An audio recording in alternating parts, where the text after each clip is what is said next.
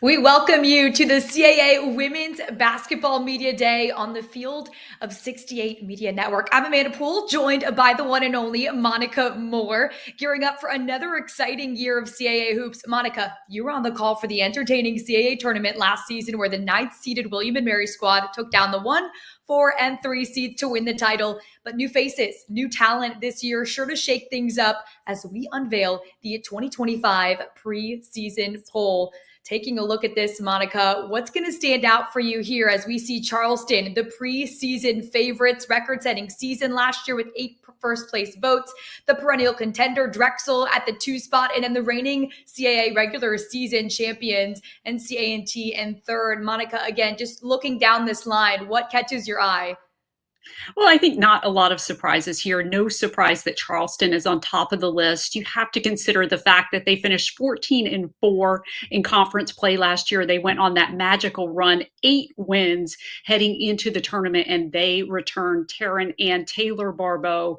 For Drexel, they have everyone back who had eligibility, including Amaris Baker. She averaged 17 points per game last year. She has a lot of experience around her. And North Carolina A&T, they may be the most balanced team in the bunch. They have talent everywhere. The Aggies are always so exciting to watch. And then Campbell picked number 4. The best thing about freshmen, right? They become sophomores. They have the phenomenal group of sophomores back. I am so excited to see their growth and development over the course of the offseason.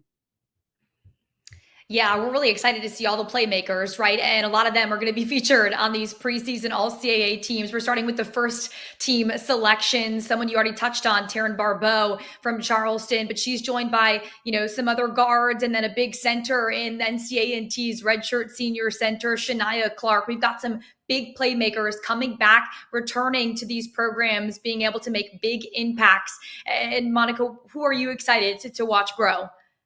Gosh, I'm excited for everybody. We've talked a little bit about Taryn Barbeau. She was Player of the Year last year. She has gotten better and better.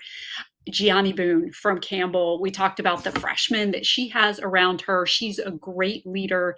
And Shania Clark at North Carolina A&T. She commands the low post. When I talked with Terrell Robinson last year, he told me that she has the ability to change the game herself. She's one to keep your eyes on. And Jada Angel, what a great story she was. She was not only Rookie of the Year last year, she was 6th Player of the Year. She did so many things for Elon. This is a fantastic list. We touched on Amaris Baker. I'm just glad, Amanda, that I'm not the person that has to pick these lists because it is so competitive.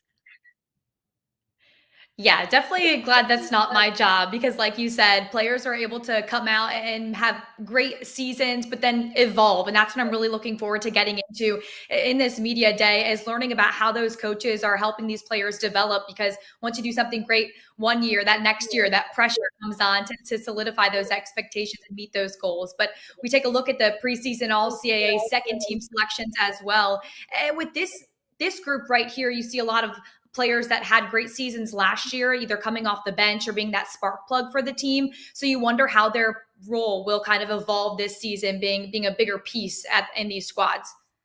One of the ones I'm most curious about is India Johnston because we have watched her grow and evolve in this league from being the threat outside from behind the 3-point line to taking over point guard responsibilities at Towson. So she's going to be a fun one to watch. Cassidy Geddes at William and Mary with that championship experience. Taylor Barbeau running the point at Charleston with all those great pieces around her. Paris Locke, North Carolina A&T. As we talked about, they're really probably the most balanced team in the mix. They also had an honorable mention player as well. And so Chloe Sterling at Hofstra, she's a great shooter. She's another one. So I think there is so much talent in this league. And of course, one of the things that you and I are really excited about is we know about the talent that was here last season, but there have been a lot of players who have come in through the transfer portal, a lot of young freshmen who are looking to make their mark. So we know it's going to be a great season. Yeah, like you talked about, Monica, with that transfer portal, brings so many question marks to these seasons. That's why it's so pertinent to say, preseason poll, preseason all CAA. We don't know exactly what to expect, but we do know what to expect right now as we get to talk to all 13 coaches across the league today, starting out with the reigning CAA tournament champions, head coach Aaron Dickerson Davis from William and Mary. We welcome you to the show. Welcome, coach. How are you doing today? All is well. I hope you guys are well too and had a great summer. Well, we want to get to know a little bit about how your summer went. Obviously, the Tribe coming off a historic season, winning the school's first conference title as the number 9 seed in the CAA tournament. Just, coach, how much of last year can you bring momentum into this year? It's hard because we have a lot of exciting things that are going on, ring ceremony, banner ceremony, things of that nature. However, we've also turned the page. That was an amazing time for us. It was surreal to go through. The growth that my team showed throughout that entire time was just extraordinary. It's really hard to put into words.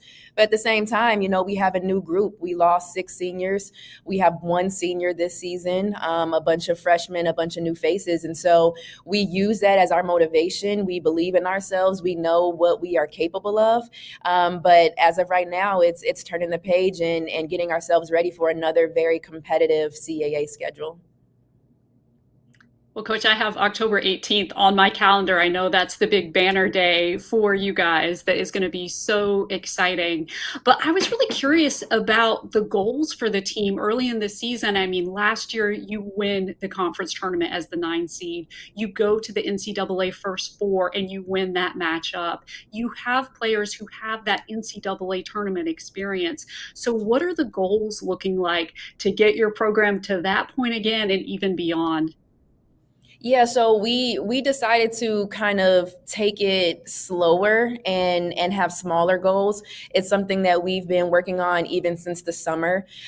We talked about what are your team goals. Obviously, everybody's going to say to win a CAA championship. We obviously know how difficult that is, and so we said, of course you want to. If you don't want to, then this is probably not the place for you anyway, right? But what can we focus on just for the summertime? And what they decided was they wanted to focus on being a united team. They wanted to get closer with all of our new players. They wanted to have the best chemistry of any team that we've ever had here.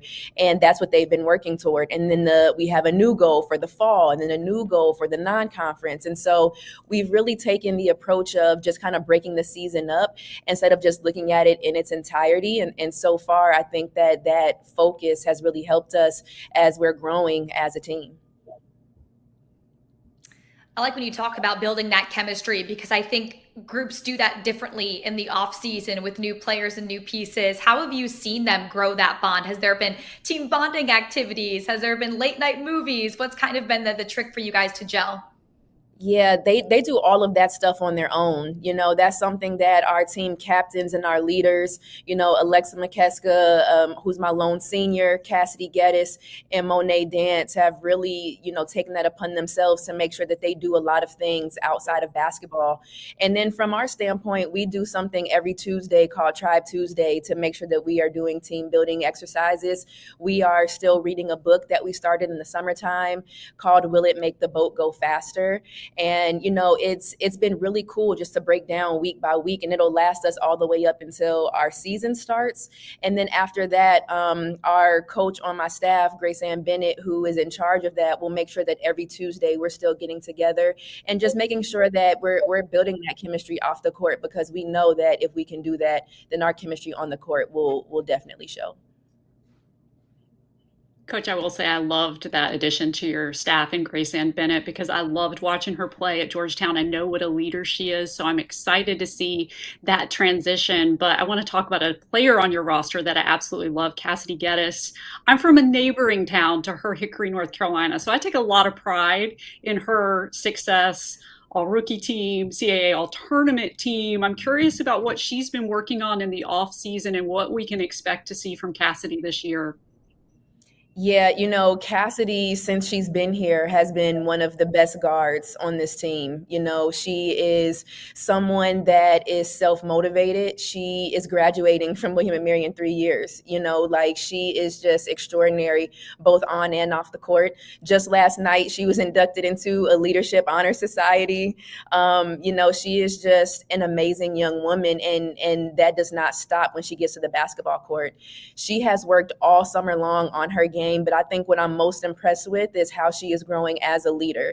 She knows what leadership should look like on a basketball team. She's seen great ones. She's seen leadership that wasn't as good as it could have been. And I think she's just taken all of that information. I mean, she's brilliant. So she's a researcher, right? And she's taking all of this information. She reads books, articles, sends me things that she's learning in class. And then she just finds a way to translate that to the basketball court. And I think what I am most just proud of and what I'm anticipating to see is how that helps us win basketball games, how she can lead this team to its potential, to reach the potential that I think we have with a bunch of newcomers. And when you talk about those newcomers, obviously question marks come, right? That's why we have all these preseason stuff. We don't know exactly what we're going to get this year, but what do you hope is this team's biggest strength? Whether or not you're seeing that now, what do you hope this team's biggest strength is this season? I think that some people will look at our youth and inexperience kind of as a negative, and I think that it's a positive. I think that this group has really come in ready to go. They watched our championship run, the young players that we have, the transfers that we have. They watched it and they saw what it looked like. And then you have returners that felt it. And so I think just seeing it come all together and come into fruition, I think is going to be really cool. And I don't know. I don't see the inexperience or the youth as problematic. I think that they came in ready to learn, very, very hungry. They are coachable. They want to hear the hard things. They want to hear feedback. They're doing okay with the feedback. There's still room for growth there. But I don't see that as being something negative for us. I think that that's something that is a positive and something that we can kind of hang our hat on is that, yeah, we're young, but we play really hard and we play hard together.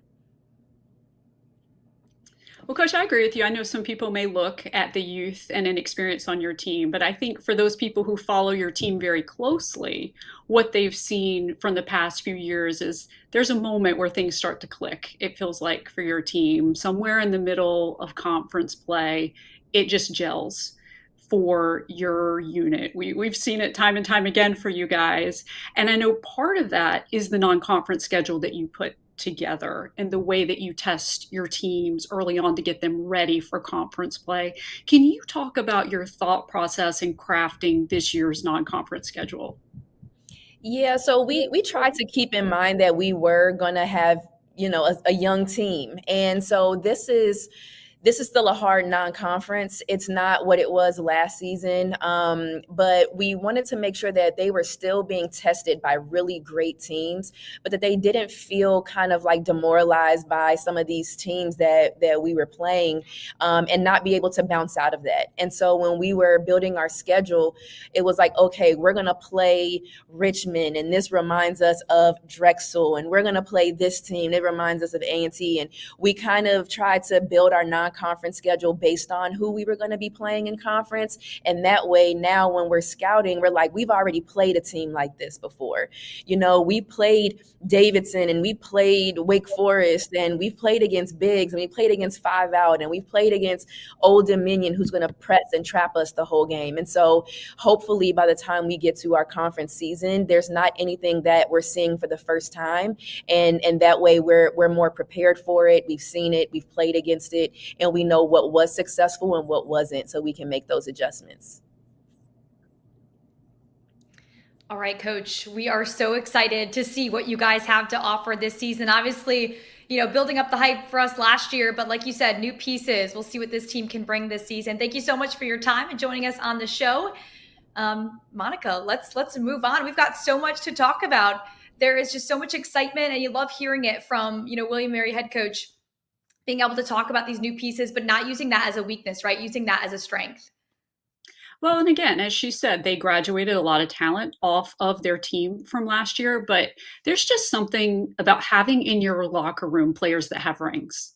They've done it, they've been there, they know what it feels like, and they want to get there again. And so I think having that leadership in her locker room with those young players, William and Mary is always a team that you have to keep your eye on. Yeah, it doesn't matter what seed they are, right? This doesn't matter where they start in that tournament. Any team can get hot when it comes to March. But we get to move on to our next coach, Campbell head coach Ronnie Fisher. 10th year for Ronnie Fisher at Campbell. Picked preseason fourth in the poll, coming off a 12-2 CAA season. Coach Fisher, welcome to the show. How are you doing? Doing great, guys. How are y'all today? Doing We're great, doing Coach. well. It's so good to see you again. Go ahead, Monica. Well, Coach, I think last year when I talked to you around tournament time, you were telling me with your group last year, it was a really young group. You kind of had no idea what you were going to get because you had a lot of freshmen, a lot of question marks. Now, obviously, you get to the CAA tournament game, so that's a pretty good result. But tell us a little bit about the group this year because you have a lot of freshmen who became sophomores in the off season, and I know everyone is excited to see them play. Yeah, well, I'll be honest with you. I'm sitting right where I was last year at this time. We do have some returners, but we lost three really good seniors, two seniors and a junior that played such a role in our team last year. Three starters, they all played over 30 minutes. So we have a lot of players that kind of played minutes last year, maybe came off the bench, and now they've got to step up into a different role. So it's yet to be seen when the lights come on how they'll handle that. But I'm really excited about this group. We do have Johnny Boone, who's a senior, obviously a first-team all-conference pick in the preseason. I'm really glad to have her experience back, and looking forward to her leadership as we head in with really a young team again. Coach, obviously 4 newcomers this year, including one transfer, the Eastern Florida State College junior Ashley Battle catching my eye. For those of us who haven't seen her play, what can we expect from the point guard? Yeah, Ashley, we lost a point guard last year who had the ball in her hand probably 75% of the game for us. So our point guard play this year is going to be huge. And Ashley is a competitor. She's as tough as they come, and we're looking for her to step in. She's got experience and has led her team to a really good performance at Eastern Florida there. But we also have Jessica Woods, who is a junior this year, who has kind of waited her time, and she's going to have a chance to step in there and play too. She's doing really well. And then Olivia Tucker, who played mostly the wing for us last year, plays the point as well, and she'll have an opportunity to do that too. And that's going to be a huge key for us to see which players can step up and provide that leadership that we'll be missing from last year, and looking forward to all three of those as well as possibly a couple others in that mix. Coach, I was looking at your schedule, and one thing that obviously jumps off the page is you have these great tournaments. There are these multi-game opportunities on the road, whether it's the DePaul MTE or the Osprey Classic, where the team gets to travel together. They get several opportunities to grow within that period of time. Can you talk about scheduling events like that and how it's so critical on and off the court? Yeah, I think I think that was a huge key for us last year is the ability to go play really good teams. First of all, that's the first thing. And you're playing competition that's going to be like a championship game in your league. That's what you're trying to schedule. And then having to play on back-to-back days and having to finish one game and get a video scout your rest and be ready to play the next game, it totally simulates a tournament. And we really try to make those MTEs or those multi-game events, we try to make those just like our conference tournaments. So when we get there, we know exactly how we're going to handle that. And I also love to take our players to nice places. You know, going to the beach in Florida and going to Chicago are pretty good gigs. So I think they're vital too for our team. They look forward to it, and we can't wait for those trips.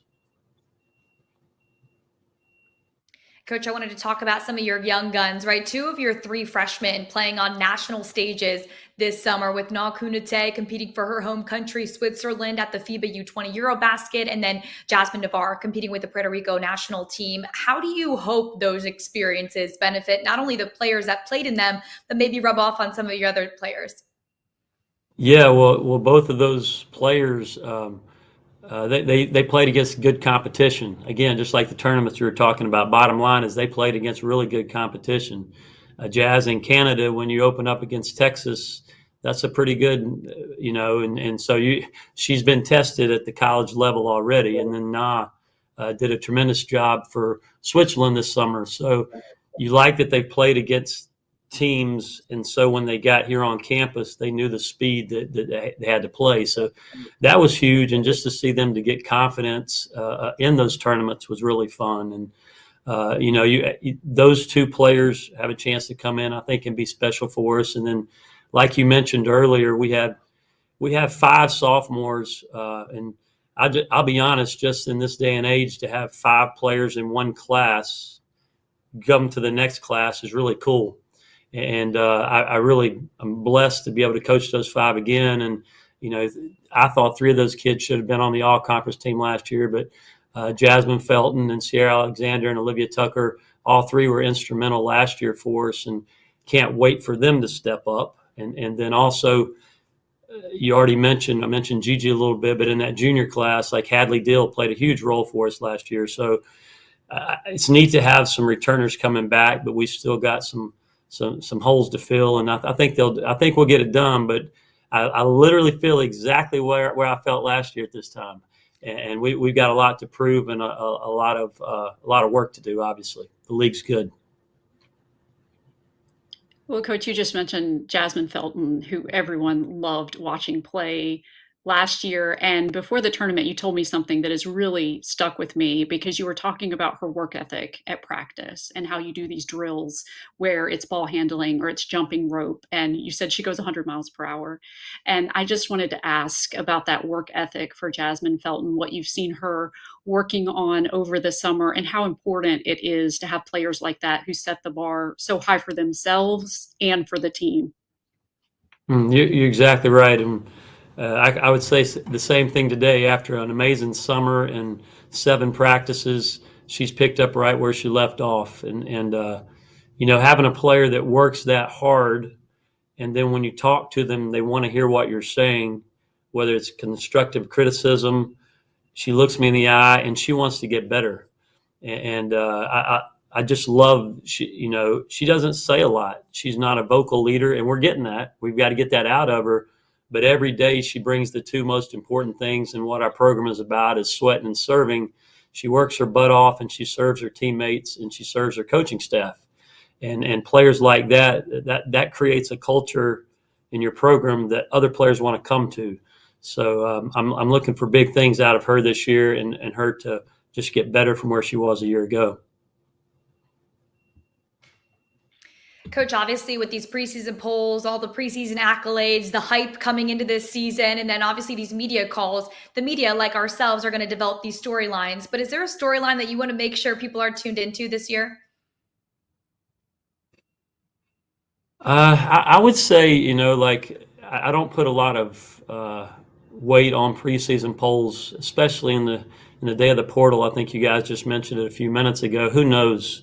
I mean, I'm so worried about my team. I don't really know who's got what, but I think I talk to our players is we want to be different, and we literally want to win games, but we want to play with a passion and play with a service for each other that's special and different.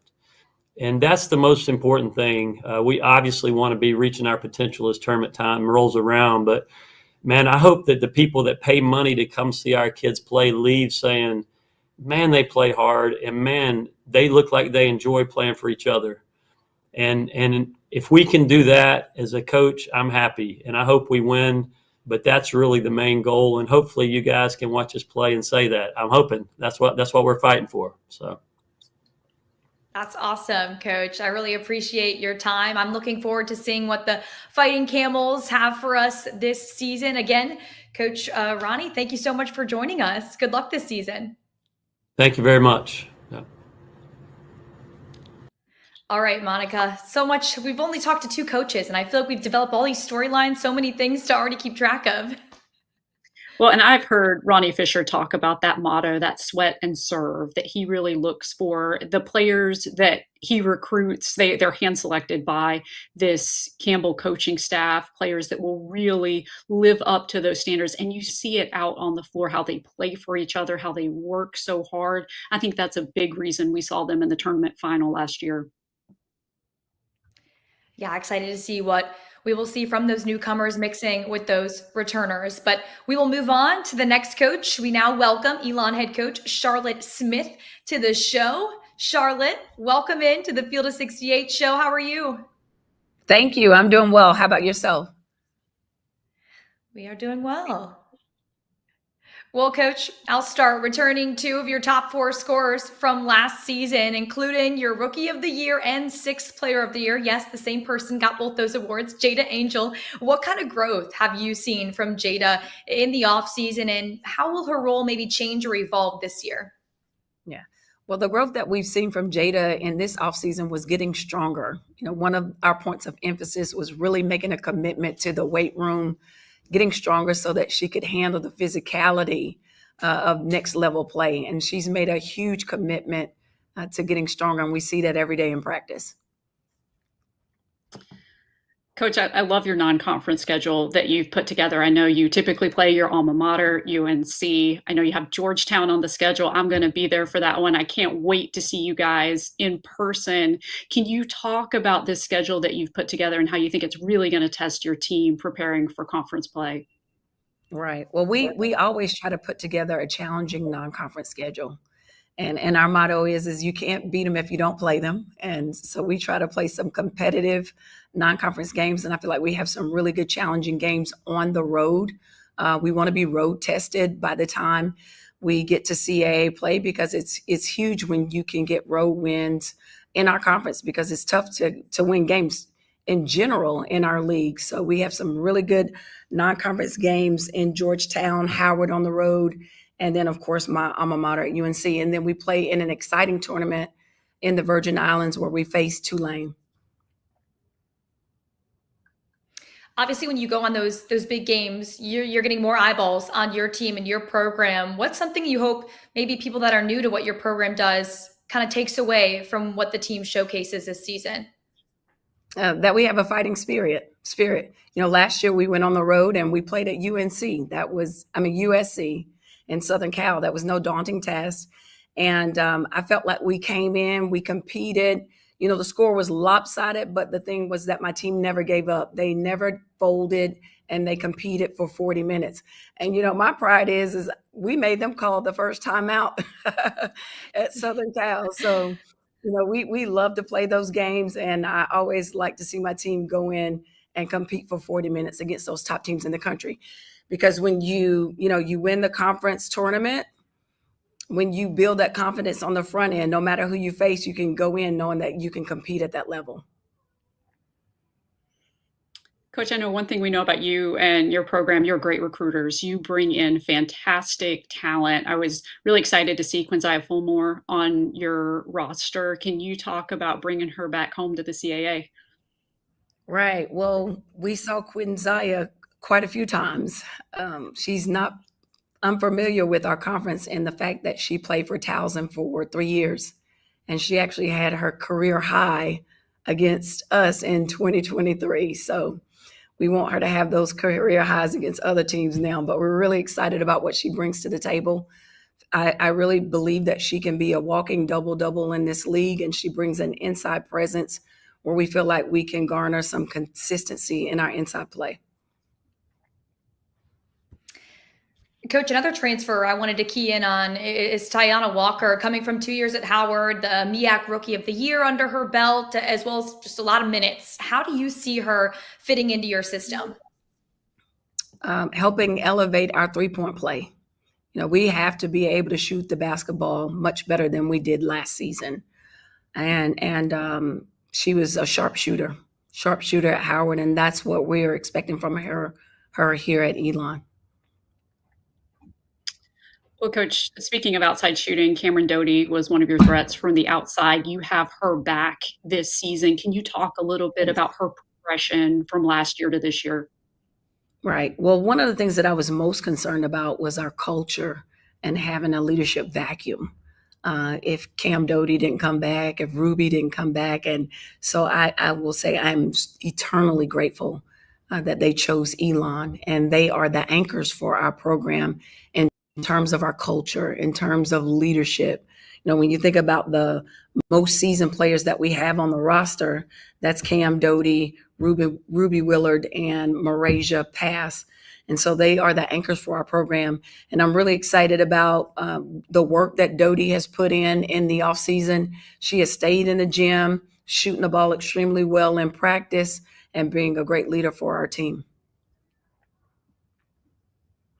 I think it's great when you bring in some freshmen too, when you have those leaders. It kind of takes the load off of you as a coach to be able to rely on those veterans to help bring up the freshmen. But one of your two freshmen coming in this year, the 6'2" forward, Tamia Watkins, I saw her play a little bit in high school. She's a baller. She broke a lot of records in South Carolina. Is she someone who you hope to make an immediate impact this year? I think she will definitely make an immediate impact. She's had some great practices. She plays with a lot of confidence. She's eager to learn and grow. She comes up and watches film quite a bit with myself, but just really eager to learn, eager to grow, but also patient in the process. Coach, I know you guys were picked to finish fifth in the preseason poll, and I don't put a lot of stock in those polls, but I would say Elon would be the team that I would pick that you really have to keep your eyes on, because I think you guys have so much talent. Could you give us a sense of what you think the personality of this team is going to be, and just what that dynamic is that you're seeing so far out of them? Lots of energy. They play for each other. They're really fun, really energetic. I don't have to coach effort, and they keep me in stitches because, you know, they love to celebrate each other. They love to celebrate big plays. I actually was up watching film about 2 o'clock in the morning, and I'm watching one clip where Doty hits a huge three, big three, and she does this little wiggle wiggle dance, and then they all come over and they wiggle wiggle with her. But they're a fun group, really fun, and they enjoy being around each other. And so that makes my job so much more easier when you are around players that are passionate about the game and passionate about each other. When you have that energy, sometimes it can be hard to switch it off for game time, right? And that balance between having that the young talent and the returners and balancing all of that. How have you seen the team gel in a sense of where, you know, once it's game time, they'll be ready to turn it on? Yeah, well, the great thing is it revolves around leadership. They've done a great job of being intentional, of continuing the culture and building the culture that we have now with, you know, I call it our bookends, you know, your transfers and your first years. And Cam Doty and Ruby Willard they have the team over to their apartment quite often. Every week they're doing something together, whether it's meals, Bible study, you know, so I think the closer that our team grows together, that bond translates to what we see on the court. And I think you can work hard and have fun at the same time. And I love to see them have fun. Coach, what's the one thing you would pick out that you think is going to surprise people the most about this Elon team? I just think the exciting brand of basketball that we're going to bring to the table. And I think that we definitely have what it takes to be championship contenders. We have great guard play and great inside play. So we'll have a more balanced attack this year. Awesome. Thank you so much, Coach Charlotte Smith, for joining us. We're excited to see this energetic and entertaining team step on the court this fall. Thanks for joining. Thank you. All right. Good luck to Elon head coach Charlotte Smith, her 15th season with the Phoenix. Can't wait to see what those newcomers and the returners kind of combining. Again, I feel like that's a common storyline we're seeing with these teams, but it's a matter of how they can put it all together when play starts. But as I said, I think they're the ones that I would pick out to keep your eyes on, especially come tournament time. They're going to be so dangerous. I think they've just got the mix of returning experience, great talent that has come in from the outside. They are going to be so exciting this year. Yeah, they've got that good balance of veterans and then newcomers, right? The 5 newcomers, you got a graduate in there, 4 seniors for them. Coach Charlotte Smith's talking a lot about their energy, and I feel like that's going to be exciting to watch that electricity on the court. But coming up shortly, we're going to have a Hofstra head coach, Danielle Santos Atkinson, in her 7th season with the Pride. They went 9-9 last year in CAA play, the number 8 seed in the tournament, lost to the eventual CAA tournament champions, William and Mary, in the second round. I'm excited to get to talk to her, and I think she's going to come on in right now. We welcome Hofstra head coach Danielle Santos Atkinson to the show. How are you doing, Coach? Hi, I'm doing well, thanks. How are you? I am doing well. Just talk to us a little bit about the off season. What have you guys been working on in the lab? Yeah, our off season has been so much fun. Our group has been incredible. We've got a great group of new players that have come together with just an incredible group of returners.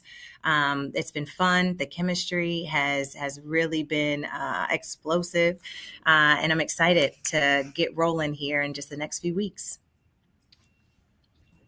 Coach, I took a look at your non-conference schedule, and it is so exciting. You have the ACC, the Patriot League, the Ivy League, the Big East. You're checking all the boxes here with this slate that you've put together. Talk to us about putting that group of teams that you're going to play against together and the things that you think your team's going to get out of it. Yeah, I mean, we are challenging ourselves, but I think it's great. Every single night in the CAA is a battle. It's a battle, and it's a test. And so to be battle tested in the non-conference play is just only going to prepare us for conference. We're on the road a good bit, and being on the road again is just going to continue to help us and prepare us for that conference play and tackling that brutal schedule that we all know it is in the CAA. And when you have so many newcomers, Coach, 7 newcomers, I think that non-conference can help you kind of put things together as well. But you've got 3 freshmen, 4 transfers coming in, and you've got some solid experience with 2 grad transfers, an SMU transfer, Sandra Magalico, and UCF transfer, Neve Brown. How do you hope, I mean, with grad transfers, right, that this is their last season of college ball, so they want to make immediate impacts. How do you see them doing that this year? Yeah, absolutely. That's one of the things that I love about this team is just our maturity, our experience. We've got 9 upperclassmen. We've got 7 grads and seniors on our team. And I think those multiple experiences that some of them have come in with is only going to help our team, as well as, like you mentioned, just that chip and being hungry and wanting to come in and have an impact, wanting to come into this year and have an impact and just really take this program to levels that it's never seen.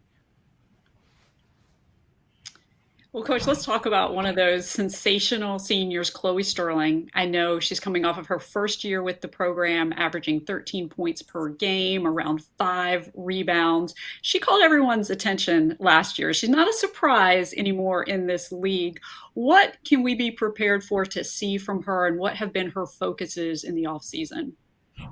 Yeah, one of the things that I love about Chloe is just her work ethic, her discipline, and her competitiveness. There's not one day that I have been with Chloe here in the gym or off the gym that she's not striving for something greater, striving to be great, wanting to make sure that this team has what it needs in order to be successful. In her time here at Hofstra, it's been just that, whether she's been on the floor, off the floor, recovering in this time over the summer. She always brings that same relentless attitude to whatever it is that she's doing. And so I'm just so excited we get to have her as a part of our program for another year. She's definitely going to be an impactful player for us, but it's also her leadership and the way that she brings this team together and the way that she demonstrates at a level and an expectation, at a level and a standard that she brings of herself every single day. The players surely follow. Coach, you return 2 of your top 3 scorers from last year, but you do lose your top rebounders to graduation. Who will you be looking to crash the boards consistently this season? Something you guys did extremely well last year. Yeah, I mean, I think we're bigger, more physical inside this year, and so I'm excited about that.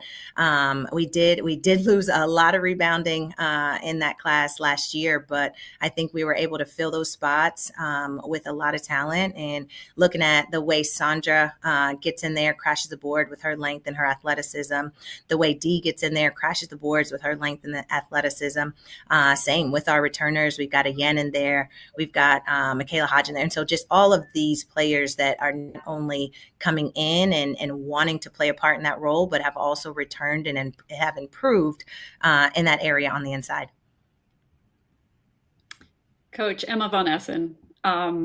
It's hard to believe she's a senior. I feel like she just got there and she's going to be graduating. But I have loved watching her play so much during her career. I was so happy to see her get preseason recognition, which is so richly deserved. Can you talk about really that progression from the beginning to now and where her biggest focuses have been? Yeah, it takes it.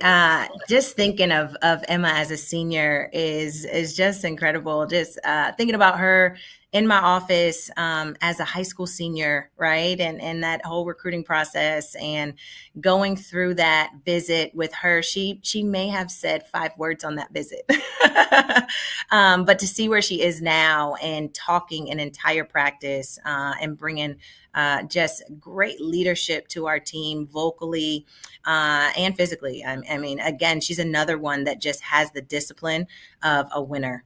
She's in the gym every single day. She's been playing in this postseason and this summer and this preseason with so much confidence. She looks like a senior out there on the floor. She's just performing in ways that we knew she could when she stepped in here as a freshman.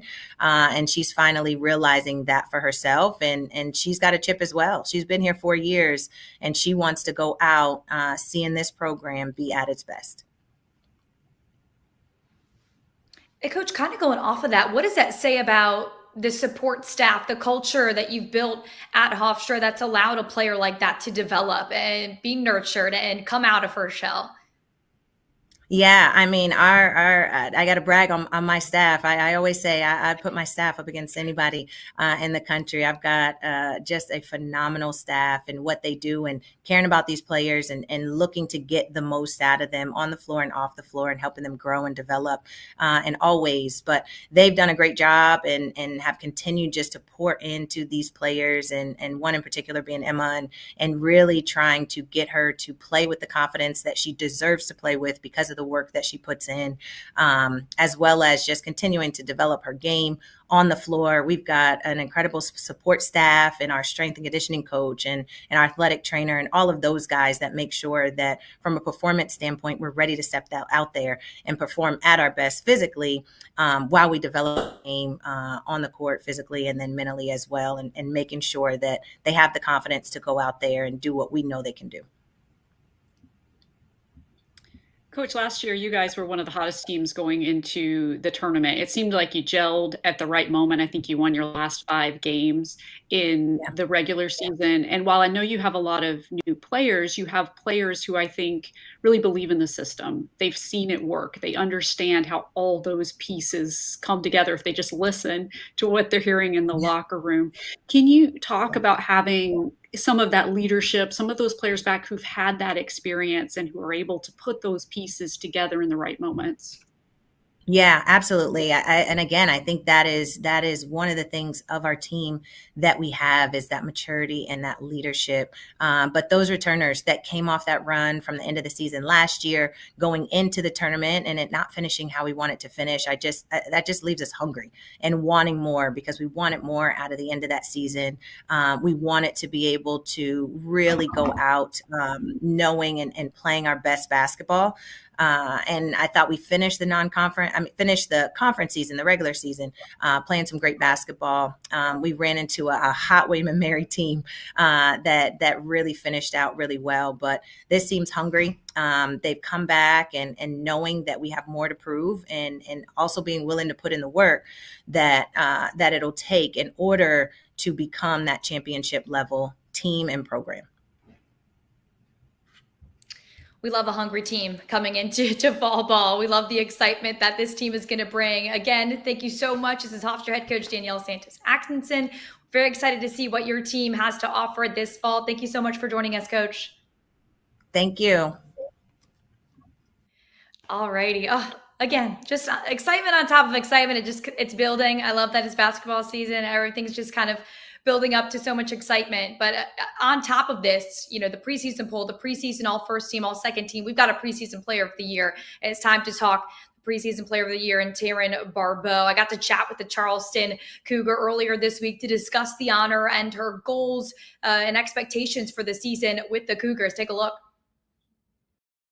I'm Amanda Poole, joined by the 2025 CAA Preseason Player of the Year, Taryn Barbeau, the Charleston junior guard, getting the honor for the second straight season. Congratulations, Taryn. I mean, does this honor mean something different to you this year?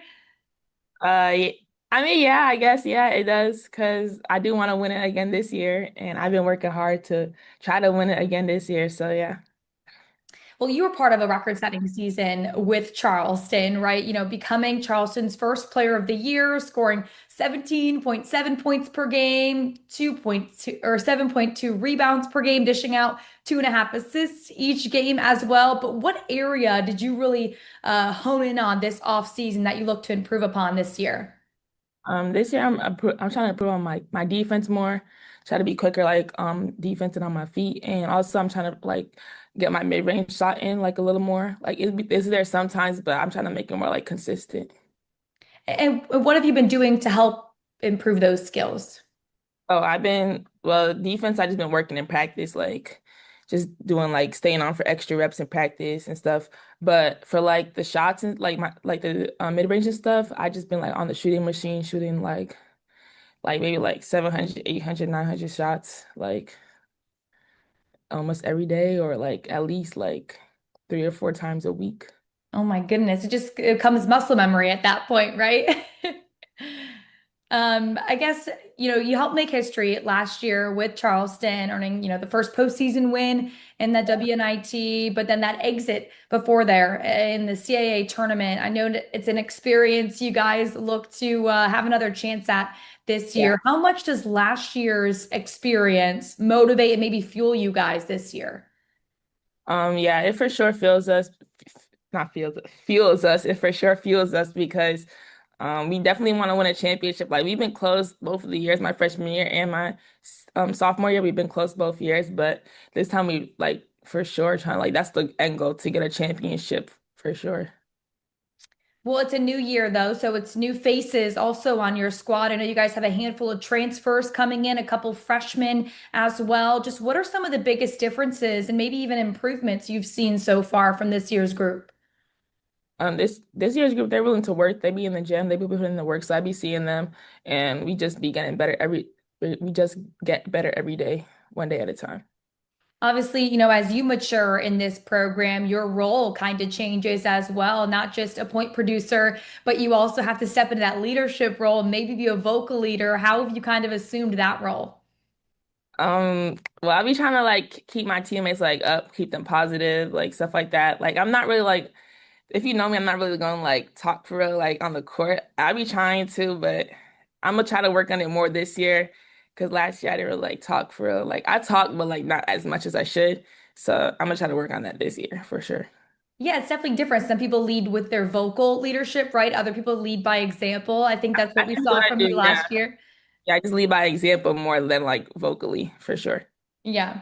Well, a familiar face, obviously, on the roster for you is your sister, Taylor. Just what's it been like growing in this sport with her? It's been good. It's been good. We've been like playing with each other from like we was 4 or 5 years old. So we already know like everything about each other on the basketball court, like where we gonna be at and stuff. So yeah. What are your goals this season? Obviously, besides the wins and the tournament, the postseason, all that, besides that, what are some goals you have set for yourself? Some goals, definitely getting player of the year, first team, all CAA. I definitely want to win a championship as a team and stuff, go to the NCAA tournament.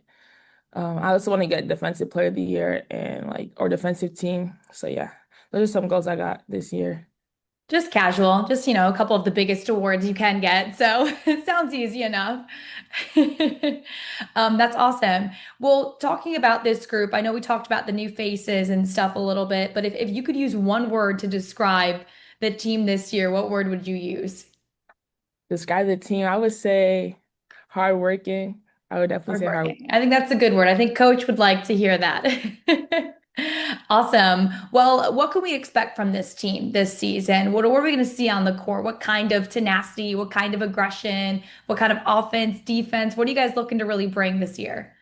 Definitely on defense, we're still gonna be pressing a lot. Definitely that. Like we got a lot of like people that can shoot the gaps. They gonna they like cause havoc on defense. So we definitely got a lot of people like that. Offensively, definitely a lot of scorers. So we're gonna have a lot of scorers this year, like for sure. Awesome. Well, you've already done so much at Charleston already as far as history, record setting type of things. But in what ways do you hope to, leave the program better than it was when you got there? How do you want them to remember you in your last few years here? Yeah, I definitely want them to remember me as like someone who like came in, like try to like change the dynamic, not change the dynamic, but like get like more wins type. Wait, hold on, let me rephrase that. Someone like I definitely like came in, like did what I had to do, like for the program, helped the program out, like played my role, and yeah. Awesome. Well, I'm excited to get to know your style of play this season and see what you guys have. I guess good luck this season and thank you so much for your time. Thank you. All right. Welcome back to the Field of 68 here, the CAA Women's Basketball Media Day. We are joined by the one and only Charleston head coach Robin Harmony. Coach, we just got to hear from Taryn Barbeau, and she said this is a very hungry, hardworking group that you guys have this year. But talking about the preseason player of the year once again, if you could put it into words, her value to this program. I mean, she's a big time player. She's somebody that's a difference maker. She's developing her game even more. When I was watching and listening to her, I was trying not to laugh because she's such a happy kid.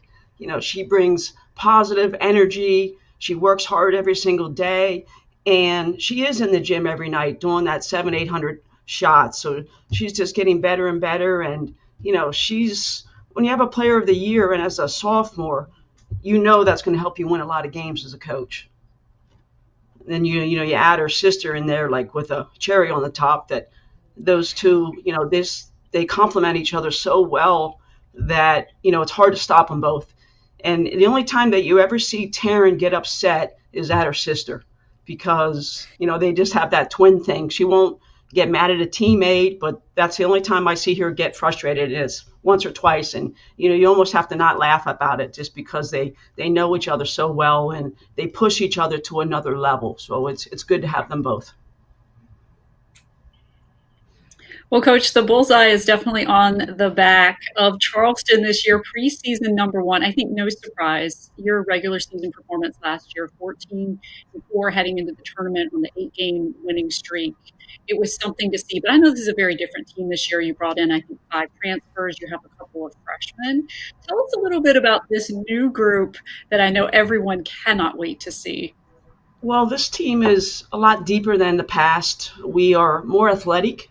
We do like to press full court, and we can now, when we get into the quarter court, we can move a lot faster and get there because we're stronger, we're more athletic, we're longer, and they've really been working hard. It seems like we've been practicing a lot longer, but we've only had 7 practices, and they bring energy every single day. It's not like as the coach, you have to be the pusher boss and let's go, let's go, let's go. So they're a self-motivated team. They want to win.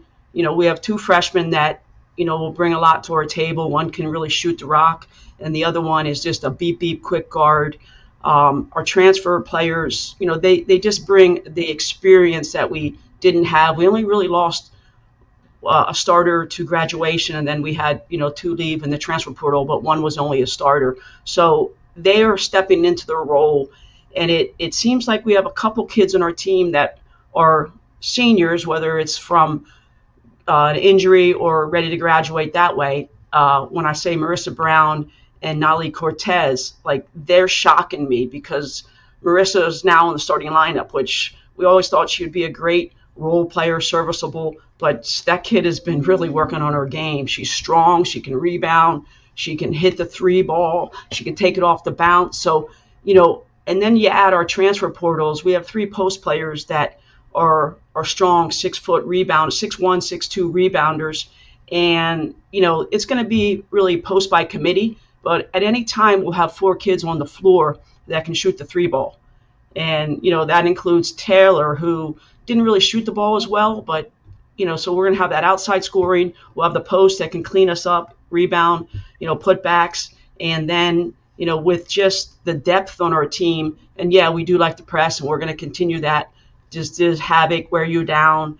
But we cover a lot more ground, and it's almost, kind of pretty to watch us press now. In the past, we'd make a lot of mistakes in our rotations, and we couldn't really rebound back from it, but they don't really have those sections where they had to download what they had to do and where the next rotation was. So far, so good. We're really happy with where we're at. We just have to, make sure the basketball gods are kind to us with not having injuries or anything that'll be season ending, and, just keep getting better.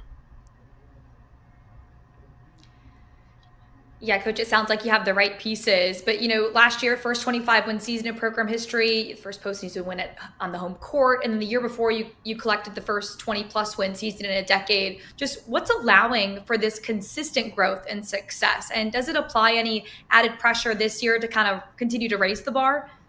Well, I think that, you have to have the players to be good.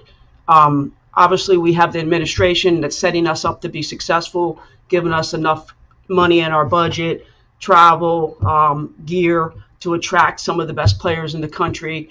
And, it's retaining players like Taylor, Taryn, and watching the rest of them get better, being able to go in the transfer portal and actually get somebody that you can get out that's serviceable and we can use. It takes a long time to get good. And, you could have a great year, and then you never know. If somebody leaves your team, injuries, transfers, that you could be starting again at the bottom. So it's a growth of retaining players. Our coaches do a really good job recruiting, getting those kids to come through these doors. And, once they come to Charleston, it's a done deal, man. They love it. It's beautiful here. You guys know that. Absolutely, Coach. It was interesting hearing Taryn talk about one of her focuses as being more of a leader on this team, because I know when she came in to your program, she had a couple of big leaders around her in Jen-Anna Carrico, Jada Logan, but now she's that upperclassman. And with all the new faces that you do have coming in, I was wondering where a lot of that leadership is coming from, who you're looking for, if it's Taryn that you've challenged to be that vocal leader, which is not necessarily what she's gravitated towards in the past, or where you're looking to for that leadership, both vocally and Taryn is going to be the skill leader. No matter how much we beg her to speak, to push, she's not that person. Her sister will be more of the vocal leader.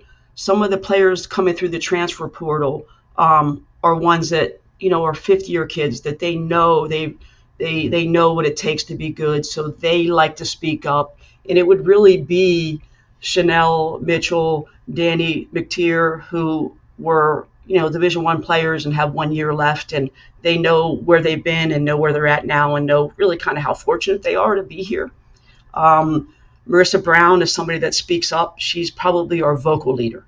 The rest of the kids will just be skill leaders, and they know what it takes, and they also know me that I just want them to go to class, do your very best, come into practice, work hard, go in the weight room, get stronger. And our kids have done that. So the freshmen look up like, oh, this is how we do it. So you just continue that trend of doing it the right way and getting better. And, it's not really any pressure because you never know what team you're going to have the following year. So it's just trying to retain these kids, and, they want to win, but they have to win more than the coaches. They have to be the voice that's louder than us because it's their team. They're the ones with the eligibility. I say it every year. I can't make a layup. I can't hit the free throw for them. And when they do miss a point blank layup, I tell them, God, my 90-year-old mom can hit that layup. Can you guys please hit it? And they look at me like, are you serious, Coach? I'm like, yeah. And she's 5'6". So get it done. I love it. Oh, we are so excited to take a look at this team. Obviously, you have that target on your back this year, but it sounds like you have the right pieces to go and give people a run for their money. Thank you so much, Coach, for joining us. All right. Appreciate you guys. Thanks a lot. Ooh, talk about excitement. It sounds like she knows exactly what she's doing this season. Absolutely. And look, I know it sometimes can be those tough love moments because those missed layups, those missed free throws, when it comes tournament time, games turn on those things. And Robin Harmony, she turns out good team after good team, year in and year out. We see it. Everyone is going to be bringing their A game against Charleston this year, and I cannot wait to see what they do. Yeah, she seems to be handling that pressure like it's not pressure, right? Pressure's a privilege. They like to be in that spotlight in that challenging moment. But as we move on to our next coach, Towson head coach Laura Harper joins us here on the field of 68 for the CAA Women's Basketball Media Show. Welcome, Coach. How are you doing? Thank you so much for having me. Awesome. Well, let's get right into it. Yep. Can you hear us? I can. It was a little bit delayed, but thank you again so much. Really excited to be here. Awesome. Well, Coach, 5 returners and a whopping 10 newcomers made up of 5 transfers and 5 true freshmen. How has the team chemistry blossomed in the offseason, hopefully? Are you doing anything special to get the players to gel? Of course, 10 new players. I've never been a part of so much change, but one thing I can say, their energy is infectious. It's magnetic. It is wonderful. We have, I want to say 6 seniors and 6 freshmen.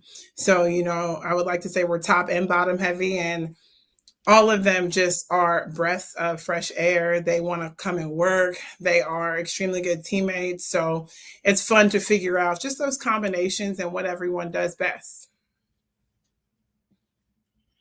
Coach, I definitely have to ask about India Johnston. From watching her freshman year, coming off the bench every game, providing those daggers from behind the three-point line, to her progression last season, where I know you asked different things of her, leading the team as a point guard. It seems like whatever you ask of her, she can do. Yeah, India Johnston, the sky's the limit for her. She has no idea her capabilities and how talented she is. And, this year she knows she's a senior. She knows what it takes. Last year she had to be our point guard. She had to be our scoring guard. She had to do this every single possession. She could not take off. And she's really embracing that role now and also excited to play both ends of the basketball. You talk about these newcomers. One of them that kind of sticks out to me on paper is your Missouri transfer, Tilda Shokvist. She spent her first 2 seasons at Presbyterian, where she put up some big numbers for the Blue Hose, and then transfers to Mizzou, and now she's at Towson. Just how did that conversation start with her, and how do you see the senior fitting into your system? Absolutely. So, Tilda is no secret to success. She is a Big South champion as a sophomore, and she just knows how to win. She has a very high IQ, and she's a pass first point guard, which, initially I felt that chemistry with her and India Johnston was just a match made in heaven.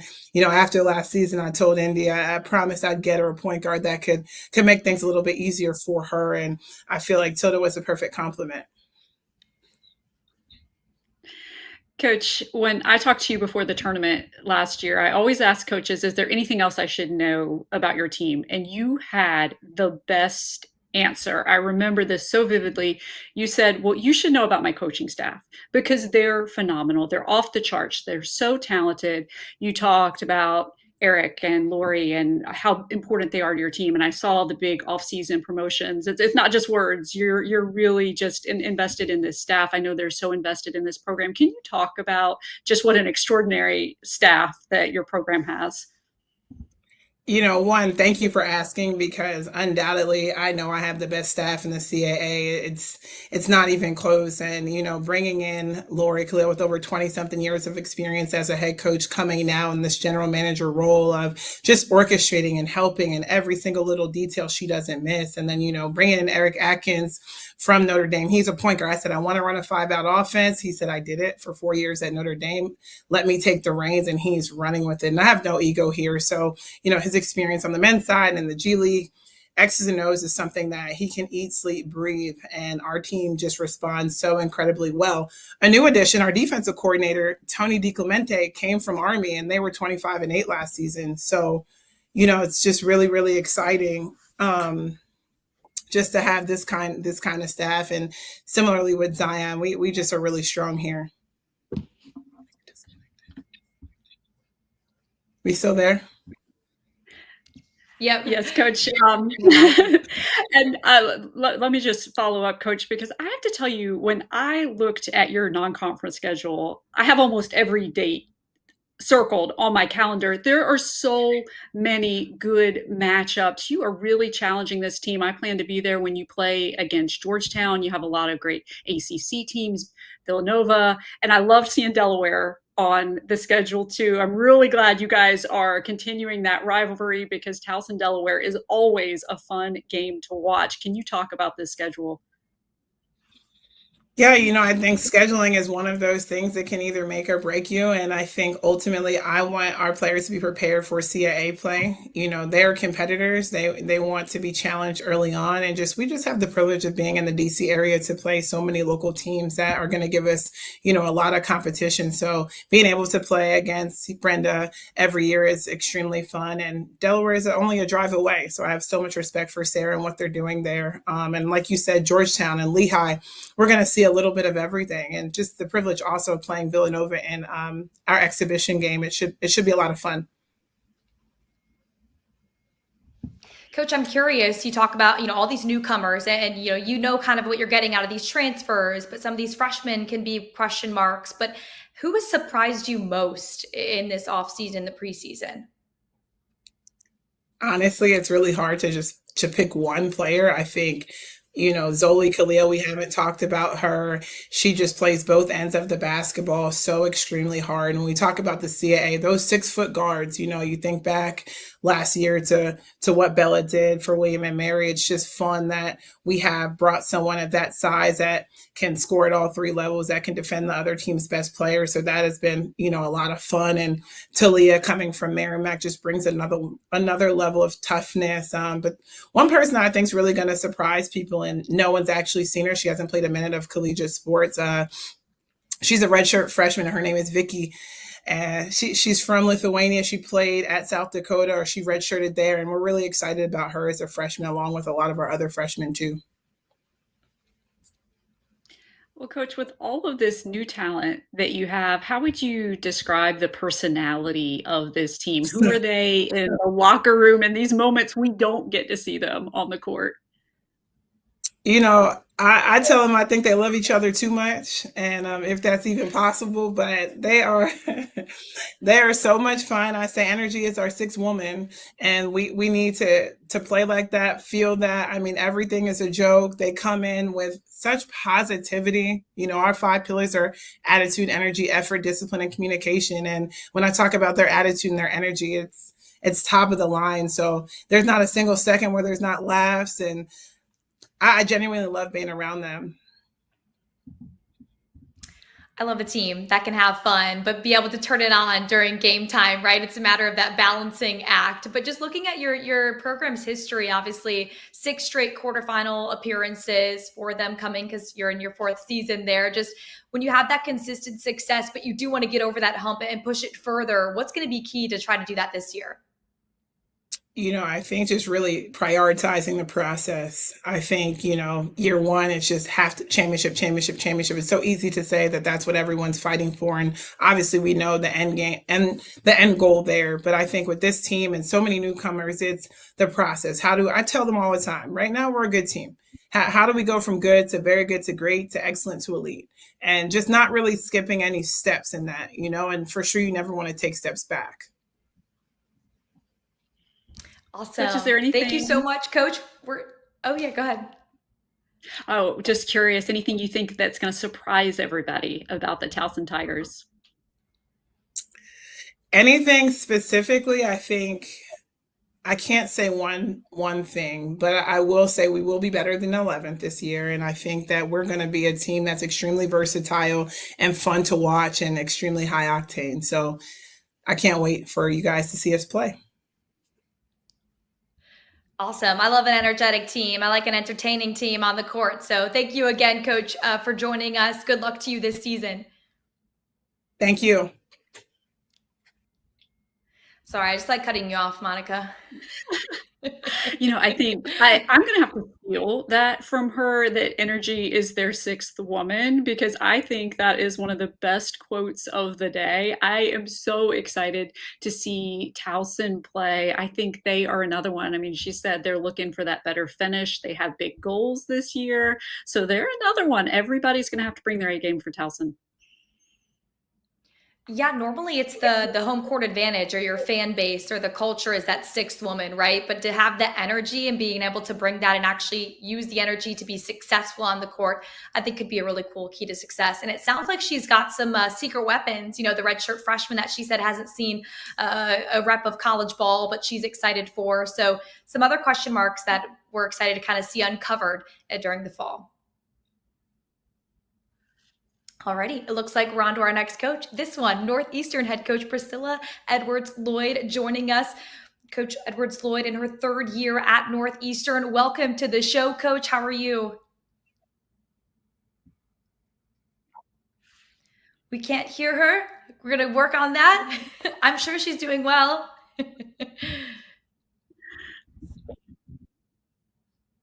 We're going to work on that as we wait for Priscilla Edwards-Lloyd to come on here. She's got some great stuff to say, I'm sure, because they want to really build off of, a couple wins last season, but you learn as a player going through that adversity and coming back with not a chip on your shoulder, but something where you really want to improve on last season. And she brings some really talented players back. I mean, you think about Yursi Calise, she's probably at the top of the list. Alyssa Staten as well, Natalie Larinaga.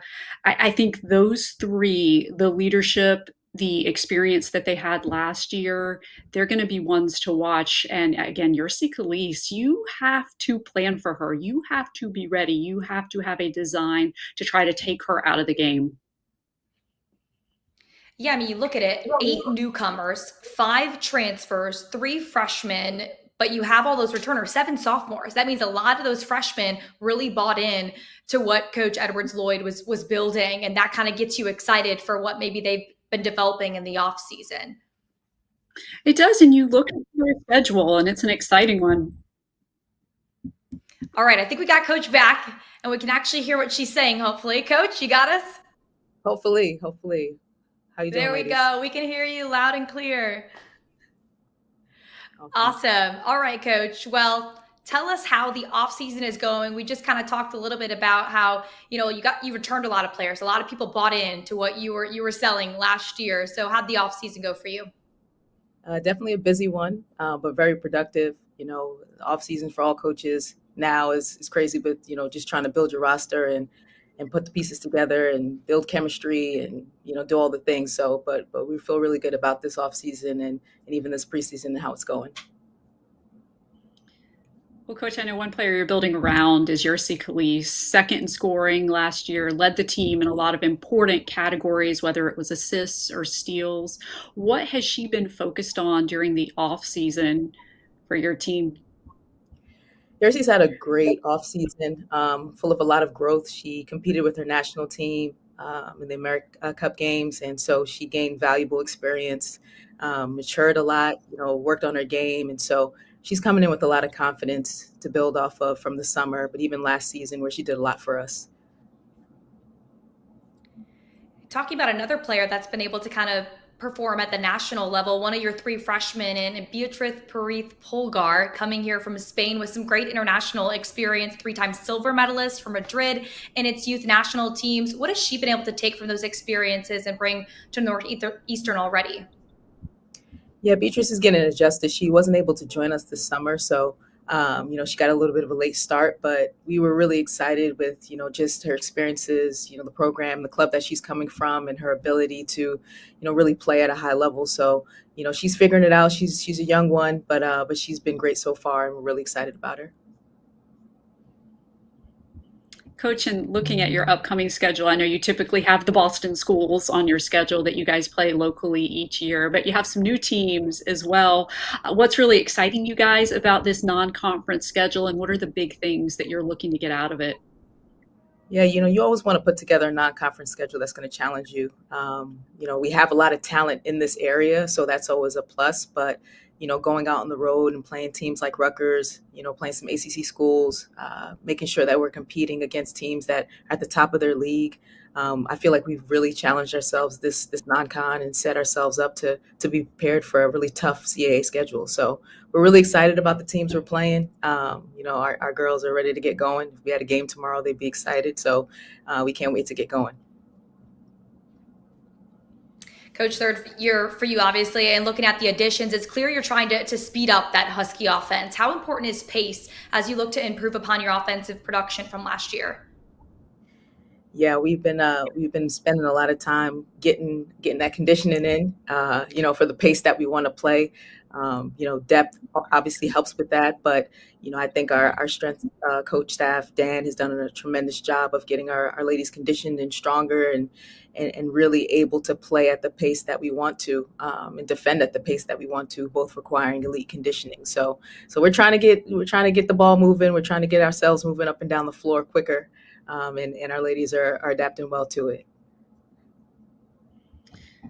Coach, looking at all the additions that you guys got from the portal, in addition to finding players that can push the pace and the tempo, what are the other big things that you guys look for players in the transfer portal so that they can immediately come in and make an impact at Northeastern?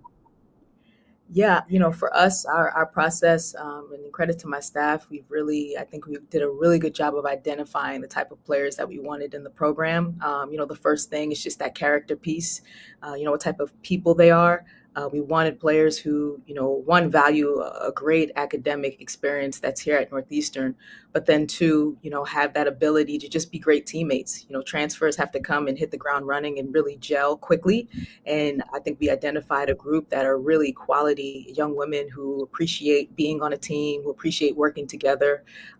They all have something to prove, and they work incredibly hard. So, I think from that standpoint, the chemistry has been able to speed up a little bit more because of it. Got the lights out in here. But outside of that, we also have been able to identify players who just bring a different skill set. The CAA is really athletic, really fast. And I think we've brought some players in who really buy into playing the style of CAA basketball that's physical and up-tempo. Coach, you returned Coach, some great what do you- talent. Go ahead, Amanda.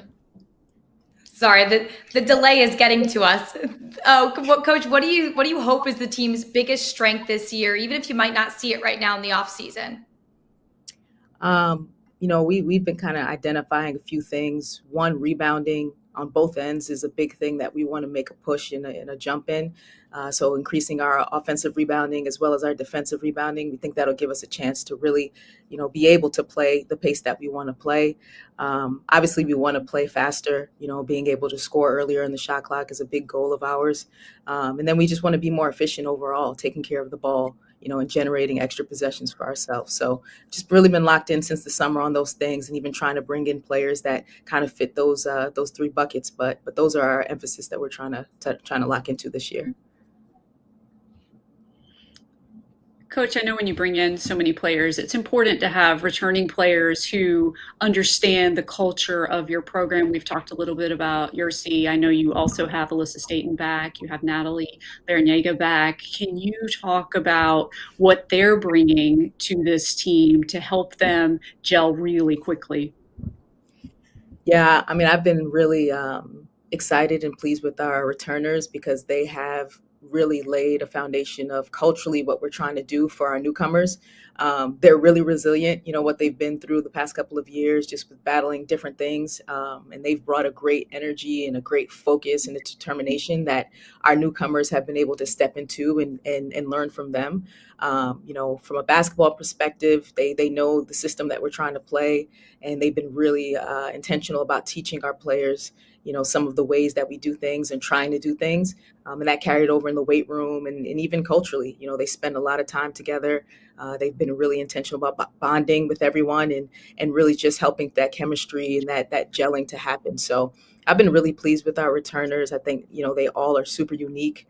You're seeing Natalie, Alyssa, Maria, Taylor, who didn't get a chance to play much last year, but she's, back into the thick of things. They all kind of bring a uniqueness and a leadership that we really value here. Coach, we're really excited to see what the newcomers, the transfers, the freshmen, the returners can all combine to bring to the season. So good luck this season, and thank you so much for joining us. Thank you, ladies. Go Huskies. Awesome. Can't wait. So many new pieces in this conference this year that we just don't know how highly to expect them to perform. Well, I think it's really interesting hearing Coach talk about what they look for in the transfer portal, because we hear this from coaches all the time. It's not just talent. That might get you a second look, but it's the character, how you're going to fit in with the team culture, the work ethic, who you are as a person. And I think that's something that every player needs to hear, because it's not an easy process for coaches to pick players in the portal. There's so many factors that play into it. And I loved hearing Coach talk about what they were looking for coming into this season. Yeah, and it's cool how character can correlate with success as well. And speaking of solid character, we have the CAA reigning Coach of the Year, North Carolina A&T head coach Terrell Robinson, joining us here in his 14th season with the Aggies. Welcome to the show, Coach. How are you? Good afternoon, Amanda, Monica. How y'all doing? Can y'all hear me? Yep. There's just a slight delay, great. so we're working through it. But yeah, we can hear you loud and clear. Welcome to the show. We're excited to have you on. Obviously, North Carolina A&T reigning regular season champs last year, picked third in the preseason poll. How have you seen this team progress in the offseason? It's been a business approach. We've got, obviously kids that were on the team, 7 returners from last year that understand, what it takes to position ourselves to be CAA champs. They've really helped the other 7 freshmen and 2 transfers, 5 freshmen and 2 transfers transition. We've been together since the middle of June, had 2 weeks off since then. The progression as well. I'm really excited about this group. Coach, you do have a lot of fantastic returners, got a lot of recognition in the preseason honors. I believe North Carolina A&T had the most with 3 in terms of Shania Clark, Demaya Tucker, and Paris Locke. Exceptionally well-deserved. Can you talk about how important it is to have returning players like that who really understand how to play in your system? Well, I don't have to look for search for validation, when I'm talking about the things that we've done. Shania Clark by far has been the leader vocally. Demaya Tucker, she does it by action. And, Paris Locke is, I've always called her like the missing piece. And from a leadership standpoint, because we have Demaya's into her 6th year, Jordan Brown, one of our transfers, she's into her 6th year. Shaq's a 5th-year senior. Shemai Muhammad is old. We have some old heads that have issues connecting with the younger kids, and Paris is that connector with both. She's able to communicate with each. She's obviously proven in this league, and she's going to be counted on for our success this year. So we have 3 leaders, and both of them, all 3 of them have been named captains, and we expect them to do that this year. One of those leaders obviously was Shania Clark. I got a chance to talk to her earlier this week, and they just seemed so motivated, and knowing what she was able to do last year in the sense of being dominant in the paint, a force to mess with on defense, big blocks, right? How do you see her skill set evolve, not just as a leader, but in terms of the X's and O's? She's also one of our smartest players. If you watch her play, we like to give her the ball and let her make reads. She's very skilled, able to shoot and pass the ball. One of the things I'm challenging her now is to want the ball and demand it more. Obviously we had Jordan Dorsey, Malia Bracone last year, and they were our leaders. not just vocally, but also by their production. And now I want Shaq, and I think she deserves that. I think she's worked hard. I think being named preseason first team says that. So we want her to demand the ball more. We want the ball to start in her hands. Well, Coach, you're probably not going to like this question, but I'm going to ask it anyway. I was so happy to see you get CAA Coach of the Year, and it wasn't just that recognition. You got other recognition from the Achieving Coaching Excellence Honor Roll for your job mentoring your players on and off the floor. It's important, I think, for you. It's important for your program. What were your reflections upon being selected for honors like that from your peers in the league, but also from people who look at all of college basketball and just see what you do for your program day in and day out? Monica, I'm going to be honest. Like, I don't do it for accolades. I do it for these young women, for them to fulfill their dreams as Division I basketball players and to hopefully experience being a champion at this level. But it was very, I was very gracious and thankful for my peers for voting for me. But that's not by far why I do this. We won a lot of championships in my 14 years, and this just happened to have been, just like Priscilla, the lights is cutting out on y'all. This just happened to be the first time that I was recognized, but I just really do it for our program and for our university and for our young women. That's awesome. And I know the players, respect you incredibly because you can see that in your returners as well, being able to come back because they're buying in to what you're building and continue to build there at North Carolina A&T. And talking about one of those positions where there is shoes to fill, right? Jordan Dorsey graduates. And I know Paris Locke has run the point before because she's Swiss Army knife, but kind of who do you look to step up and kind of facilitate the offense this year? We brought in 3 freshmen. And they're progressing along. Obviously, this day and age of collegiate basketball, like the good teams have experience, and especially in those positions.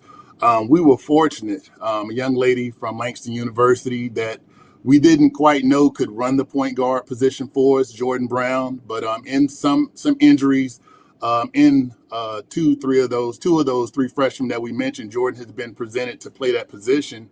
And I'm not saying she's Jordan Dorsey, but she's really filling the shoes right now as she continues to learn our system, the talent and athleticism. And it's really a surprise to our staff. We brought her to play off the ball and be a scorer, but she also can play very well in running the team and defending, which is the most important thing for our program. Well, certainly, Coach, I agree with you. No one can replace Jordan Dorsey. I know people sometimes thought I was the president of the Jordan Dorsey fan club on the Women's Basketball Insider, how much we featured her, but every week she was such a standout.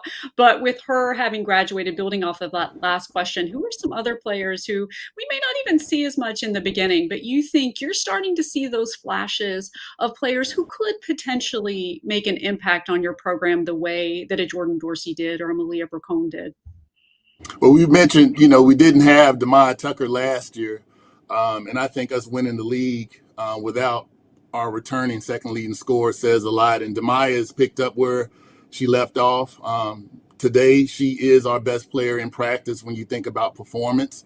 So, Demaya, Shania, and obviously Paris have shoes to fill. But then our freshmen, I think this year, we've got freshmen that are going to play, 3 in particular, Jemiah Lindsay from Richmond High School in Richmond, North Carolina, Anaya Kareem, make sure I say AK's name right, a freshman big that's really playing well, put some really good practice together recently, and then a knockdown shooter, Crystal Hardy. We really hit home runs, my staff, in identifying kids that can come in and play right away. And I think those 3 freshmen that I mentioned right now are going to really help us pursue another CAA championship, along with 2 other freshmen, but they've had injuries to slow them up. So I think those 3 are going to be very exciting. I mentioned Jordan Brown, somebody else, Dariana Howard. I expect to step up and really compete this year. Coach, with the preseason poll, the preseason all CAA teams and all these press conferences, the media is going to create these storylines. They're going to pull from all this. Is there something that you want to make sure they are following this season that you can kind of share with us?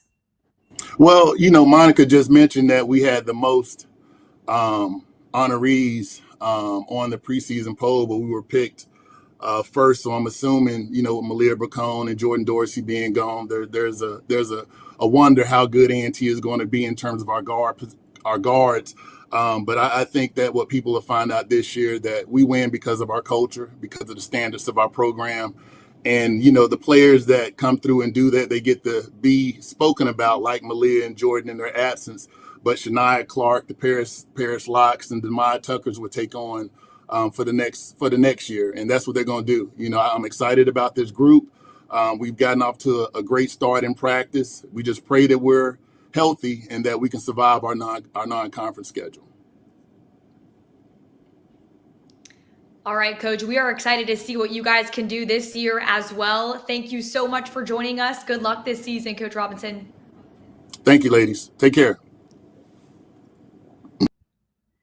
Oh, sounds like he has such belief in this program this year, unwavering belief. It's nice to hear. But one of his players featured, obviously, Shania Clark on the preseason All-CAA first team, and I got a chance to do a little roundtable with the whole first team. So for more insight on the preseason All-CAA first team selections, let's talk to them right now. Introducing the 2025 preseason All-CAA first team honorees, I'm Amanda Poole, joined by Elon sophomore guard Jada Angel, Drexel graduate guard Amaris Baker, Campbell senior guard Gianni Boone, and NCA&T's redshirt senior center Shania Clark. Welcome, ladies. Like all the accolades and attention, this honor can mean something different to everyone. So I'd love to go around and have you share what it means to you to get this honor and how it feels to fuel you guys as well. So let's start out up top here with Shania. This is a big opportunity for me. I put in a lot of work. So it's just nice to be here. Awesome. Gianni? I'm just definitely off season. I was really putting in a lot of shots off the ball because definitely off season. I was really putting in a lot of shots off the ball because in the season I was really with the ball more, and now that we have incoming guards, I'm trying to learn to be off the guard and definitely trying to grow as in defensive wise because I feel like offense I've showed, but I want to show more in defense this year. So I definitely think in the offseason I'm growing more in defense and just being more consistent and being vocal. Awesome. And Amaris, you're up next. This honor, nothing new for you as you finished last season averaging 17 points per game to put you on the All-CAA first team to finish. Now for you coming in 2 years ago, winning the CAA title and going to the NCAA tournament, and just last year coming up short in the semis. Talk to me about your motivation in your final year. For my last year, just having fun. I mean, we have new pieces on our team that I'm very excited to share the court with, share the joy of the game, and of course, offense, it shows, but I also want to show my defense as well. And I just want to be able to, with the experience that I have, show that to the younger ones and, give them that experience. So I just want to continue to come in every day and just make them better. If I help them become better, it makes me a better leader. So that's just what my goal is this year, and just to have fun. Awesome. Gianni, you're up next. You're a Campbell staple in your 4th year with the Camels, having played in every game, 97 to be exact. I did the math, and continuing to perfect your craft over the years. You guys are coming off a historic season, right? Runners up in the CAA tournament and securing the program's first win in the WNIT. How do you think that experience will help you and your teammates this season? I think it prepared us for knowing what we can accomplish and knowing like what we're made of. I think that we've learned a lot from last year and things that we need to improve and get better in. And I think that this team's knows what it takes to win, and I'm glad to be back with them. And Shania, you have been a force in the paint for the Aggies over the past few seasons. Last year, second in scoring, first in rebounds and blocks. I mean, helping lead North Carolina A&T to a #1 seed in the tournament after putting together that 15-3 conference record to win the regular season title. So, Shania, what are you looking forward to most this season? And how do you think the team has come together despite missing a couple key pieces from last year?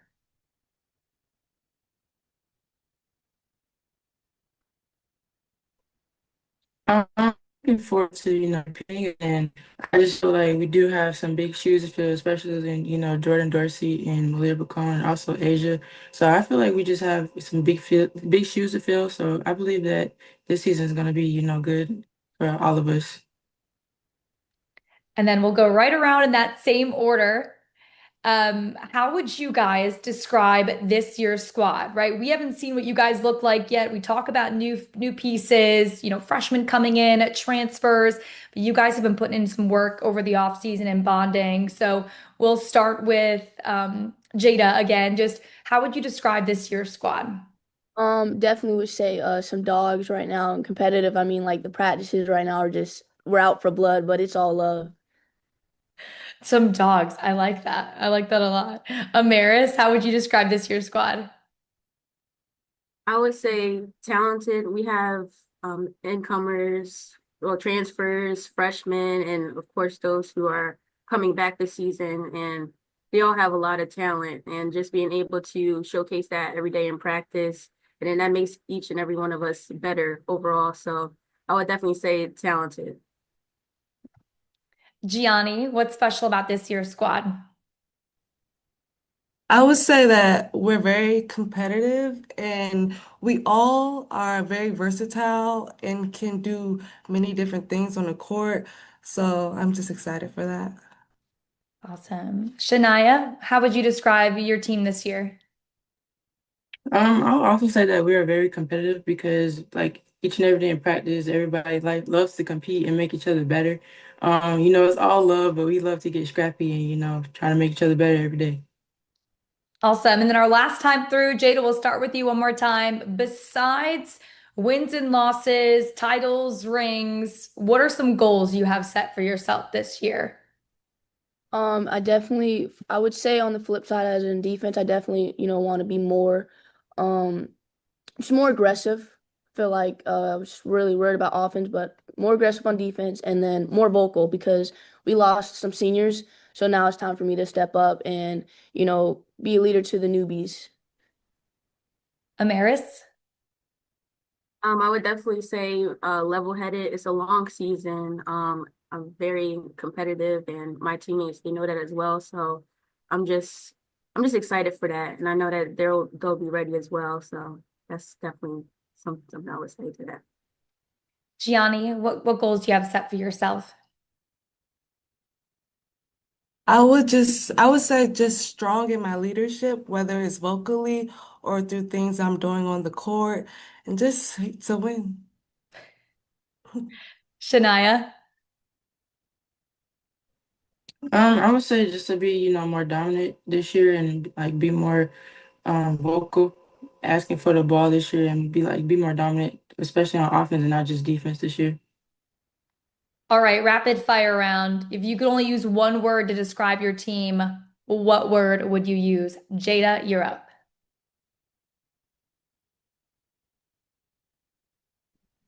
I would probably say I'm just gonna stick with competitive right now. As of now, competitive. Okay, well, it's nice that you got to go first because now no one else can say competitive, right? You guys have time to think. Amaris, one word. Fierce. I like that one. That's a good one. That needs to go on the back of a t-shirt somewhere. Gianni? Aggressive. Ooh, okay then. Shania, you're up. Mm. Girl, you had the longest to think about this one. I know I had like 15 seconds, but I would say, oh, I want to say, some dogs, yeah, some dogs. Some dogs. All right. Well, Mhm. it sounds like we have our hands full this season with the women's basketball schedule. Super excited to see what you guys come up with this year, and good luck the rest of the season. We are joined by the Drexel head coach, Amy Mallon, the one and only at Drexel since 2004, but 6th year at the helm. Coach, how are you? I'm so excited. The season's here. It's October. We're all practicing and excited to talk about our teams. Well, Coach, your squad is CAA champion of some kind 4 times over the past 5 years. Last year, a solid 12-6 conference record many programs would be happy with, but you know better than anyone that the standard is very high at Drexel. What were your biggest takeaways from last season? I think the results at the end of the season are always where you judge yourselves for the next year. So I think for us, obviously always disappointed not to finish whether it's in that championship game or where we have been. And I think for us, again, it's always a learning tool with the amount of players we have returning. We have 9 players back this season. We have 70% of our offense back.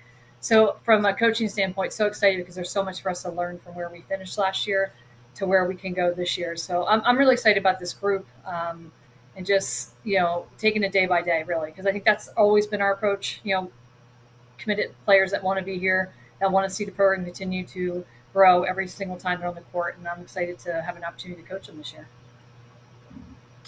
Coach, you've already touched on it. I think one of the biggest headlines is I think you have everybody back, or almost everybody back, that had eligibility to come back. And in college basketball these days, that is not something that a lot of coaches can say. I think that's such a credit to you, to your staff, to your program. Can you talk a little bit about what it means to have everyone so excited and invested in what Drexel women's basketball is doing and what that has translated to in the locker room so far in the preseason? You said it already. To be in a position to have everybody returning, and in this day and age, again, I see it as a gift. Maris Baker had next year of eligibility, and she stayed at Drexel, and I feel like she did it in the same way. Even when that opened up the door, and we knew she had an opportunity to stay for another year. We obviously let's get through the season, see what happens, but I think she kind of sets the bar for us, because by her just being in the position to want to be back in a program and continue to see it do better. Under her leadership, just kind of shows the type of leadership I have this year. And then you see all the returnees with Grace O'Neal, Jalen McNeil, Molly Lavin, our 4 seniors, really set the tone. So 9 returnees, 3 newcomers, and I'm so excited about the newcomers as well.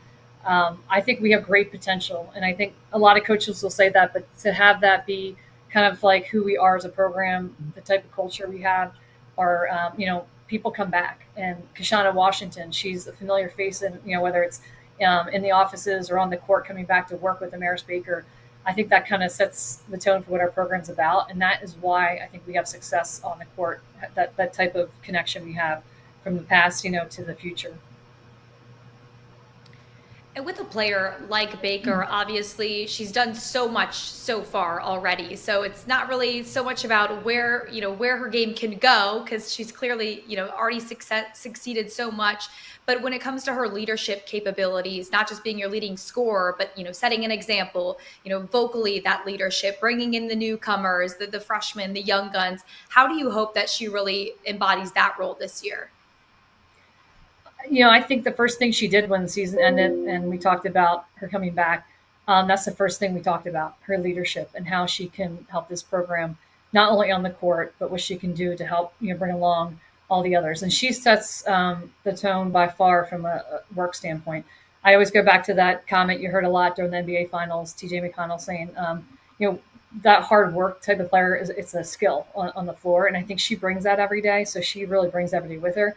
So her biggest thing this year is how can she bring her teammates with her with what she's doing. And she's really poured into her teammates in the off season, and she's continuing to do that now on the court as we're in practices. And it's so nice to see, because that's like 3 years in our program now. And that's what we usually see with players as they develop every year. So that is a piece that I think is only going to help our team be as successful as they can because of what she's doing off the court. On the court, I love what she does as well. To have the returning scorer in the CA back, I'm not going to complain about that at all. And I think what I love about what she's doing now is that, and she's adding other pieces to her game, that I think she's utilizing the things she does really well, her conditioning, her elite status from a conditioning standpoint, I think will allow her to do other things on the floor. And I'm really excited to see her do those as well as lead her team. Coach, I know you guys have big goals for the season. You always do. The standard is high. The expectations are high at Drexel. Talk to us about this non-conference schedule that you guys have. And in particular, I know fans may not know as much about the Big Five Classic, which is for Philly teams. But if you could talk a little bit about that, because that's such a cool event to be a part of. It really is. I think we have a super competitive non-conference schedule. We open up at Pitt. We have, obviously, like you just said, the Big Five competition, which, there's 6 schools in the 15-mile radius of Philadelphia, and we're one of the 6: St. Joe's, LaSalle, Temple, Penn, and Villanova. So to have those games already on your schedule, we're doing pods, so we don't play every team every year, but you have a chance to play 3 of those teams in the season. You're not going to go wrong with the type of competition you're going to see. And so to have that right in Philly, it is something that everybody in Philly knows about. I went to one of the Big Five schools, so I'm really, I said between the CAA, my history in the CAA and my history in the Big Five, I feel like, this is the perfect place for me. I get to coach in the CAA, coach in the Big Five, and it's just great. I mean, to have that rival, these players are seeing each other throughout the summer, they're working out together, and then they see each other on the court on the other side. It gives us like that automatic, like super competitive non-conference schedule. As well as the other teams we're going to be facing through non-conference. Coach, another returner I wanted to talk about was your leading rebounder from last year in junior Deja Evans. Just what's the significance of her presence defensively, and in what ways do you want to see her game grow this year? Deja was definitely, obviously first year in the program, really adapted quickly. And there were times you saw her do things you were like, you want to see her do every time. And I think that's part of development as a player, as a second-year player, a first-year player in our program. So the one thing you said already, her presence in the paint is something we haven't really seen in a while for us as a program. She certainly has changed that for us defensively. And just, she's already 7th in all-time blocks at Drexel in 1 year. So I'm hoping she continues to get to the top of that list, this year, just with what she's able to do. I do think from a rebounding standpoint, she gives us that. Grace O'Neal might battle for that again because she was our leading rebounder by, the year before, but only, I think, behind her by maybe 1/10 of a point this year. So she's going to battle with her. But I think Deja, from an offensive standpoint, is where I'm really looking forward to seeing her grow with the potential to do things she's done. She almost had a triple-double against Temple last year. And I think that just goes to show what she's capable of doing. So I'd like to see her do that more consistently. And I think she can, and if she's put the work in this summer, so I'm excited to see that offense really shine with her consistently, knowing that she can do it and do it within what we do. And her teammates want her to. That's the best part. Her teammates, see her and want her to have the ball in her hands. So I'm really excited for Deja this season. Coach, it's interesting because on your roster, you have players who have the ring from 2023, 2024, who've won the CAA tournament championship, who've been there. You have players who didn't get back to the championship game, and I know that they desperately want to get back there this year. That's one of their big goals. Having players like that can provide that voice in the locker room, that can set the standards because they know what it's like to be the last team standing in this league. Can you talk about how important that is for shaping this season?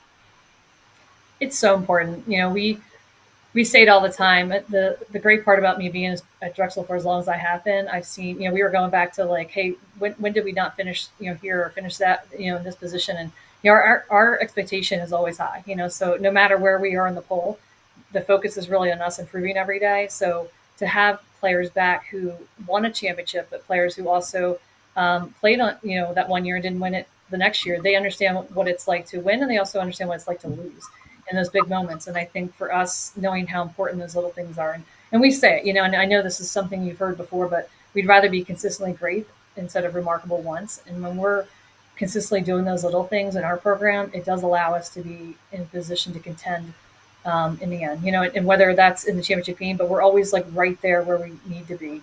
And now it's just getting to that next step. And again, I think that's the day-to-day stuff that we do as a program. And it starts, I said, always starts with our leadership, our seniors, how they're willing to, from a Jayla McNeil, who maybe didn't play a ton of minutes for us, but she still knows what we need to do on the floor and can tell everybody else, which I love seeing her at practice every day, because everyone has a valuable role in our team, and that's from 1 through 12 for us. And she's showing that as a senior this year.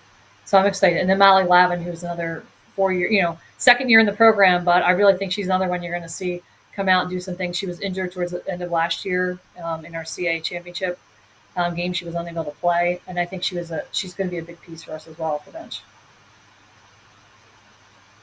Awesome, Coach. Thank you so much for joining us today. We're so excited to see what this veteran group looks like this season. Good luck this season. And again, thanks for joining the show. Thank you. Awesome. Just the perennial contender in Drexel. Can't wait to see what that veteran unit has to show for us this season. Well, and I think Coach said it all. They have Amaris Baker back, and she averaged 17 points per game last year, despite the fact that every defense in the league planned for her. They scouted for her.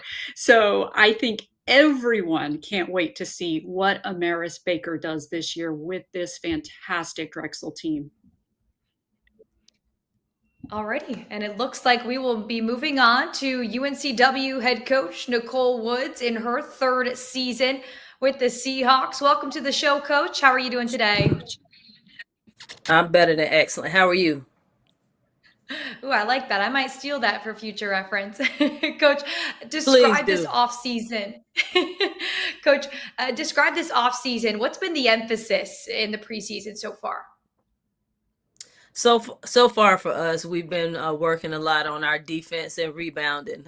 We talked about last year how we made great improvements on the offensive end. The problem was we gave up as many points as we put in. And so we've got greater emphasis on our half-court defense and finishing the play with our rebounding. And so I don't know if the girls like it quite yet.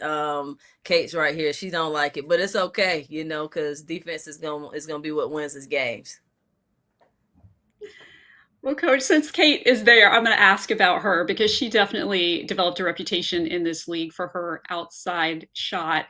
And your team, we talked about it last year before the tournament about how you really increased that offensive production. That was something that everyone took note of in terms of your offensive scoring. Can you talk a little bit about Kate, what she's been working on in the offseason, how she's preparing for the fact that I know coaches are scheming for her to try to see if they can take that outside shot away?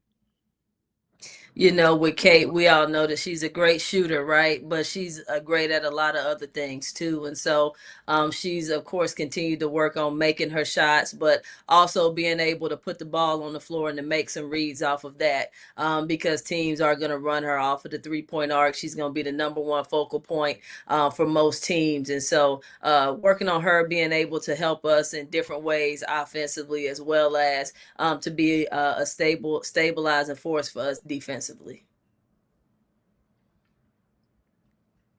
Hey, Coach, I'm really excited to see Isis Storm, the 6'1" freshman forward from Durham, North Carolina. She used to play with one of the top recruits in the nation, UConn's, now Sarah Strong. But how do you see her fitting into your vision for this season? Ice has been great. We haven't had the type of post player that is just a blue collar, hard-working defender that gets every rebound, that can switch out and guard a little bit of everybody, and just has a sense of ruggedness and toughness to her. And Ice is one, she doesn't say too much. She's soft-spoken, but she's definitely a storm. She is. And watching her in just these 2 weeks that we've been in practice and how well she's done, she's very coachable. She's able to pick up on things quickly. And as you said, she's got championship pedigree. And so we've really tried to make a conscious effort to recruit players that have won at high levels. I think we might have 4 or 5 players that have won state championships or AAU national championships. And so we're trying to keep progressing in the right direction. Coach, I have 2 questions. My first one is, I know there's a lot of UNCW fans who are watching this show, and I know the question they want me to ask is, where did you get those earrings? Where can they get those earrings? Were they custom made for you, or is this something that fans can go out and buy? Fans, let me tell you, It's as simple as going to this local Nothing Bundt Cake in town. I promise you, I got these from Nothing Bundt Cake here in Wilmington, and I was like, I gotta have these, and here we are. So they are easy to find, $15. Well, I'm hoping that fans turn out, they get these, they wear these for the home opener for UNCW women's college basketball. Now, my other question, Coach, I know you return a lot of players from last year. I know Kyla Silver is back after being out last season. Can you talk about more of these returners and how they're going to be the backbone of what you're doing this year?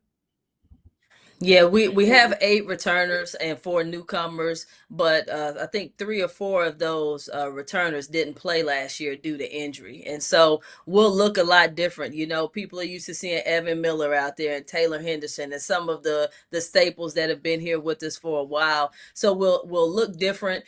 People will remember Kate, of course, and Tia, which will be 2 of our important pieces in that backcourt. But then we've got, as you said, Kyla Silver's back. I'm so happy for her. She's healthy for the first time in years, and she looks great. So we're excited about her. We've got McCall King, Corey McLaughlin that are back as well. That both played high minutes for us last year, and so that returning group has done a great job of really bringing those 4 newcomers along, and the ones that Angelina Palayo, she was the redshirt freshman, so she didn't play last year, and so it's kind of new for her as well.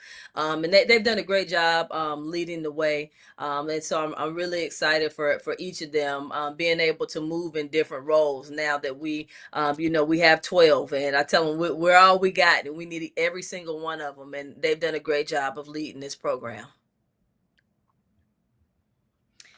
Coach, and maybe it's a player you just mentioned right now, just battling back from injury, or whether it's a newcomer, who surprised you this off season? Maybe they're further along than you thought they were going to be, or have a different skill than you thought they were going to have. Ice was the one probably that surprised me. She just has like this sense of a knack for the ball. She knows where it is. She plays extremely hard, and as I said, she just does all of the little things. You know how you got that glue player that you just want on the court because she's gonna make the right play, and you don't necessarily have to worry about her. And you don't say that often about freshmen. It's usually the opposite. And so I'm super pleased with her this summer and this preseason, and I think she's definitely a name that Seahawk Nation needs to be getting familiar with. Isis Storm. Coach, I know one of the biggest storylines for UNCW, there's been exponential growth under the leadership of you and your staff, but with that comes expectations. And I know people looking to see that rise again out of UNCW. And I know you welcome that. You welcome that because of the belief that you have in this program and your team. What do you think is going to be some of those defining characteristics of the team this year? Absolutely. We put a lot of pressure on ourselves. None of us were happy with how we finished last year.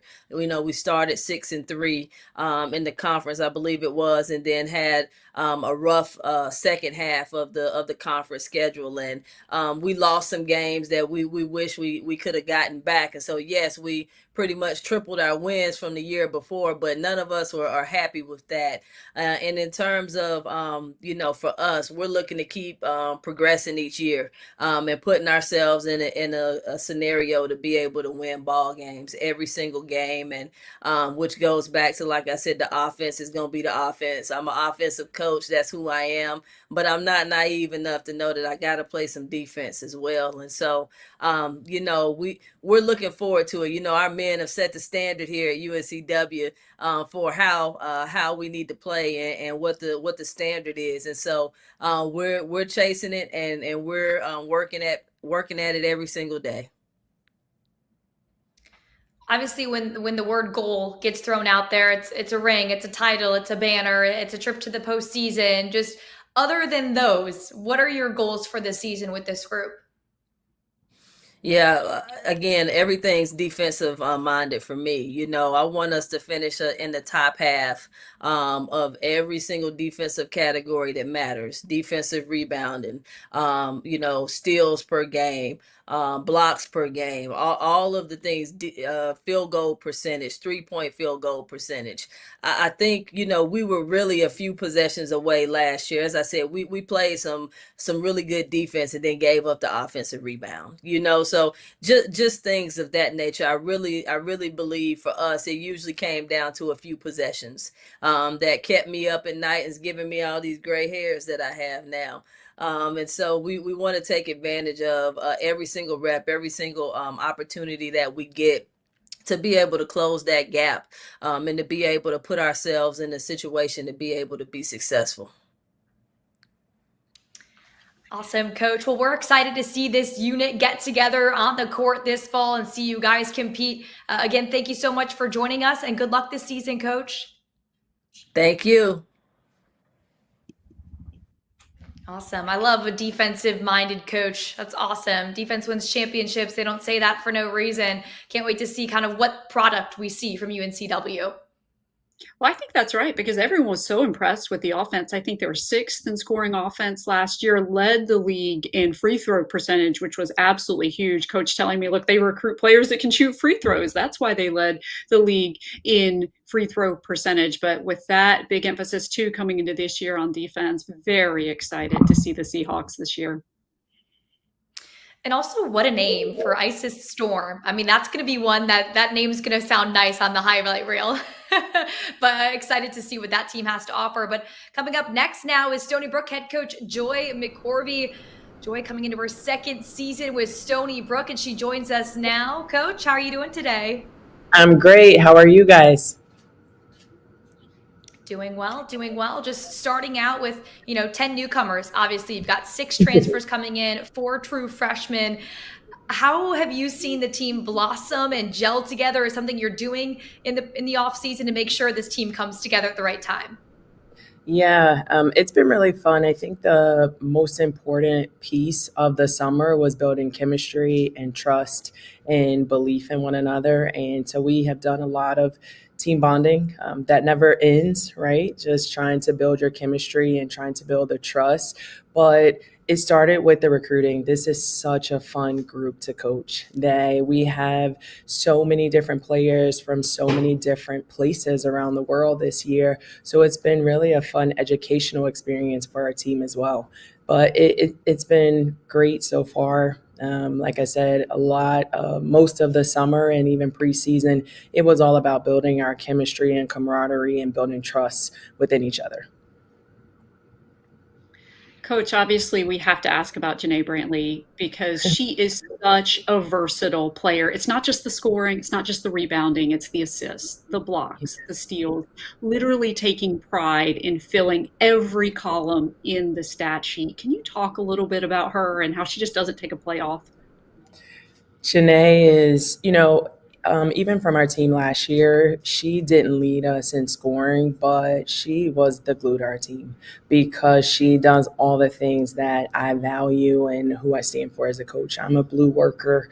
We're going to get it on the defensive end. We're going to be scrappy and gritty and fight tooth and claw to do all the little things that it takes to win games. And Janae embodies that. And she, it's been awesome watching her transition now to a bigger role offensively, but also from a leadership standpoint. And she's just continuing to grow and be confident. She obviously has that defensive mindset, and when she's on the floor, it changes our team. But watching her now turn it up on the offensive end, she was a heck of a high school player, 2,000-point scorer, jersey retired, like shooting it from half court. So her being able to bring that confidence on the offensive end has really helped our team as well. She'll be surrounded by some solid pieces. Obviously, with those transfers, you bring in 3 grad transfers. And with grad transfers, those are players that want to, make the most of their last year of eligibility. So talk to me about that trio and how you hope they make an immediate impact this season.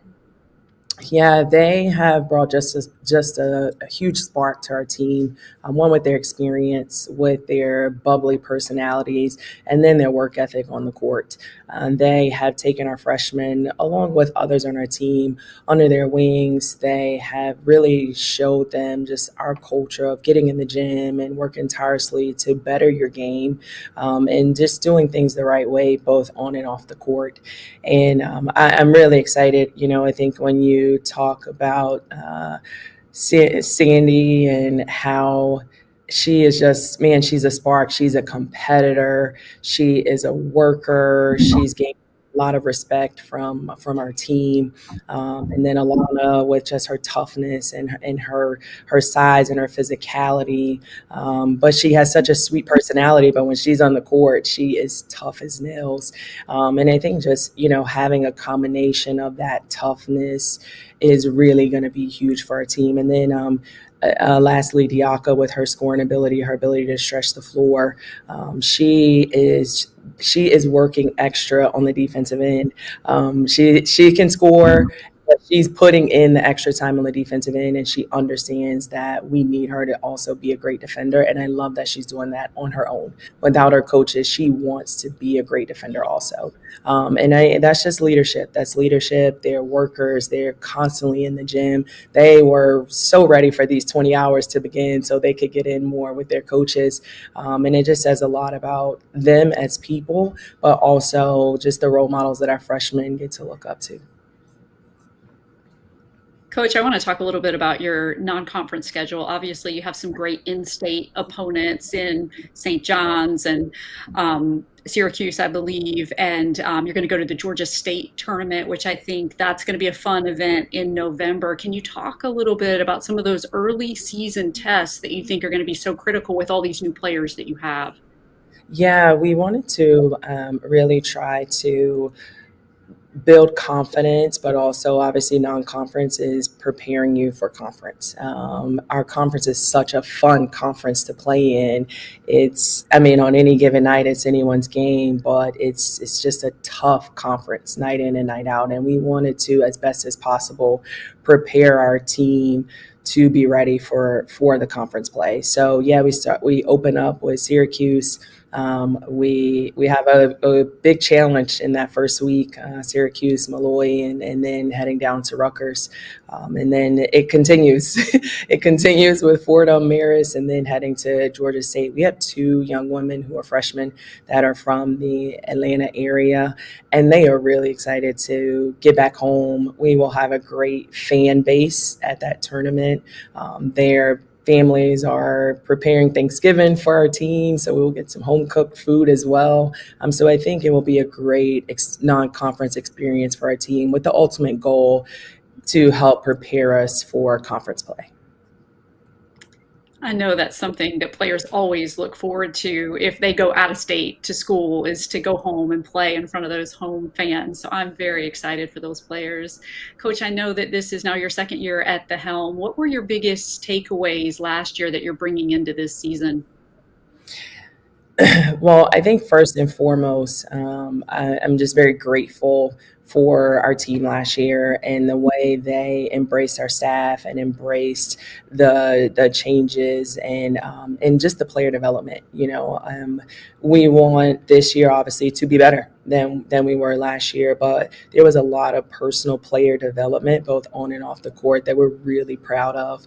The way our players excelled in the classroom, we're very proud of that. So we want to bring that into this year as well. But we talked a lot over the summer of having a tougher mindset. Tougher is our mantra, and that starts with trust. And it continues with belief and having ownership and being accountable, not to only your teammates, but having the ownership and accepting the accountability to yourself. And finding that resilience. We were so many possessions away, 2 or 3 possessions away last year from our season being a completely different season.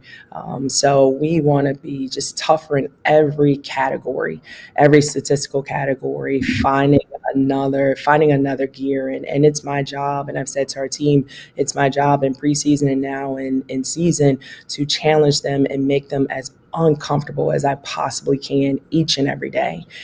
It's not supposed to be easy. It's fun, and they have to embrace the hard and enjoy the hard, because that's the tougher mindset that we need going into the season.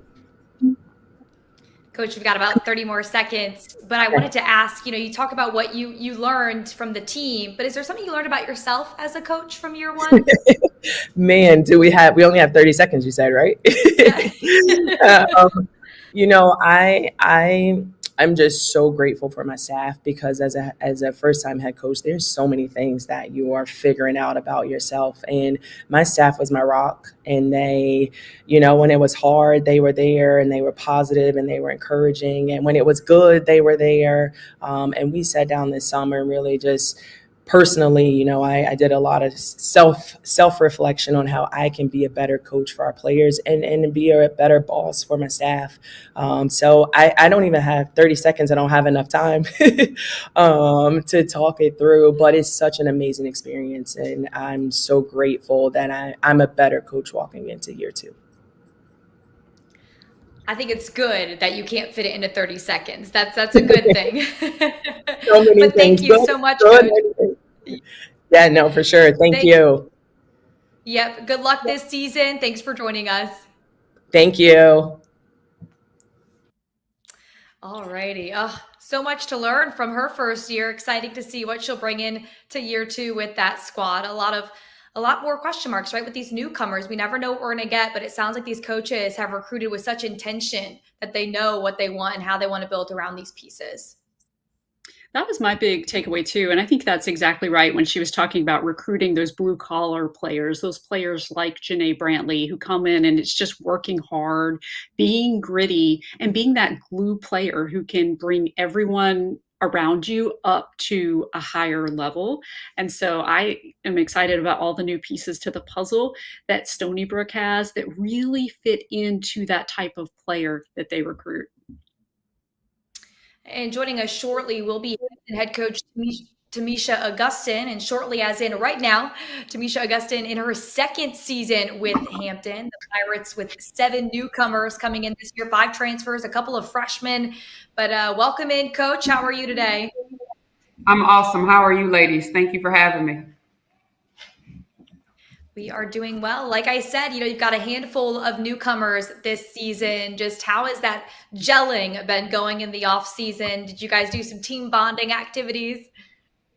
Absolutely. That's what the summer is about. I have a great group of young ladies. I've listened to most of the other head coaches, and this summer, I think everybody has just been looking forward to actually gelling, identifying who's going to do what, leadership. But I couldn't ask for a better group coming in that has wanted to work, just and as well as wanted to build our sisterhood and continue to change our culture. Coach, when we talked before the tournament last year, we talked about Aisha Dabo, and you told me she was a great shooter, which we all know. But the thing I think you said 3 times in that conversation is that she is a vocal leader. And I loved hearing that about her, because I think so many people who are these young girls who want to be an Aisha Dabo, they have trouble finding their voice, really speaking up in the locker room. And so I was wondering if you could talk more about that, because I love the fact that she's not afraid to be that vocal leader on the floor. Absolutely. She's been tremendous for us. We know she's in her senior year, but she took on a big role. And I was very grateful at my first year with a lot of change that could be challenging for any student athlete. And I was coming in saying what needed to be done, what had to be changed, so many different things across the board. And she wanted to do that. So for that, I really respect the fact and respect Dabo for taking on that role for her. She continues to do that this year, along with, we have 6 or 7, I should say, other seniors. And you would be surprised. This team is more vocal. There's about 4 other Dabos this year, so our gym gets pretty loud. And I always say a quiet gym is a losing gym. We've been really intentional in the off season, and it's been awesome. considering just what you wanted to learn from last season. I think sometimes coaches can say that you learn more from a loss than you do a win. So what were you guys able to take away from last year that can really kind of make an impact into this year? Well, I learned about myself a lot as a head coach, first and foremost, when to give our players grace, and when to ask more of them. I don't think that every student athlete can be coached the same. And just with this new group coming in, I think everybody knew last year one thing for certain, two things for sure. My team was going to play hard. We lost 10 games last year with no preseason all-conference players, 10 or less by 10 or less points. And so you're talking about one or two possessions every night where we could have been sitting in the middle of the conference. And so we've grown in those areas. We were really intentional in the offseason, and our newcomers, have been really, really good for us. And I think that we've provided versatility. We've gotten more depth. We've gotten longer, but more importantly, we wanted more shooting, and we needed to get better on the defensive end, and we've done that in every position. Coach, I have two questions. My first one, we've talked a lot about the summer, and I know some of your players had an amazing experience this summer because I read that 3 of them were able to intern at the WNBA All-Star Game, which I think just shows a different dimension because these are not just athletes out on the floor, they're student athletes, they're people who are building their professional resume. Can you talk about the experience that those players were able to have? Absolutely. I think it was life-changing not only for them, but for their teammates as well. So that was Diamond Wiggins, Tyra Kennedy, and Kiara McElrath. And so they were able to specialize in 3 different areas. They did content, they did marketing, and they did league operations. And oftentimes we always talk about who wants to be a pro, but for the life after basketball portion, I thought it was important that we teach them how to own and what leadership looks like at that level. So they also learned the work ethic and what it takes. They had a chance to talk to Asia Wilson. Caitlin Page. They talked to them all. There's a lot of footage that's not out there, but they were and I appreciate the WNBA players for taking time and actually having intimate conversations about their routines. And they saw, even though that they were on WNBA break, you had people still getting in their PD workouts. So I think across the board, it was an awesome thing. And we appreciate Mael for working with the WNBA and being able to afford our young ladies those opportunities as well.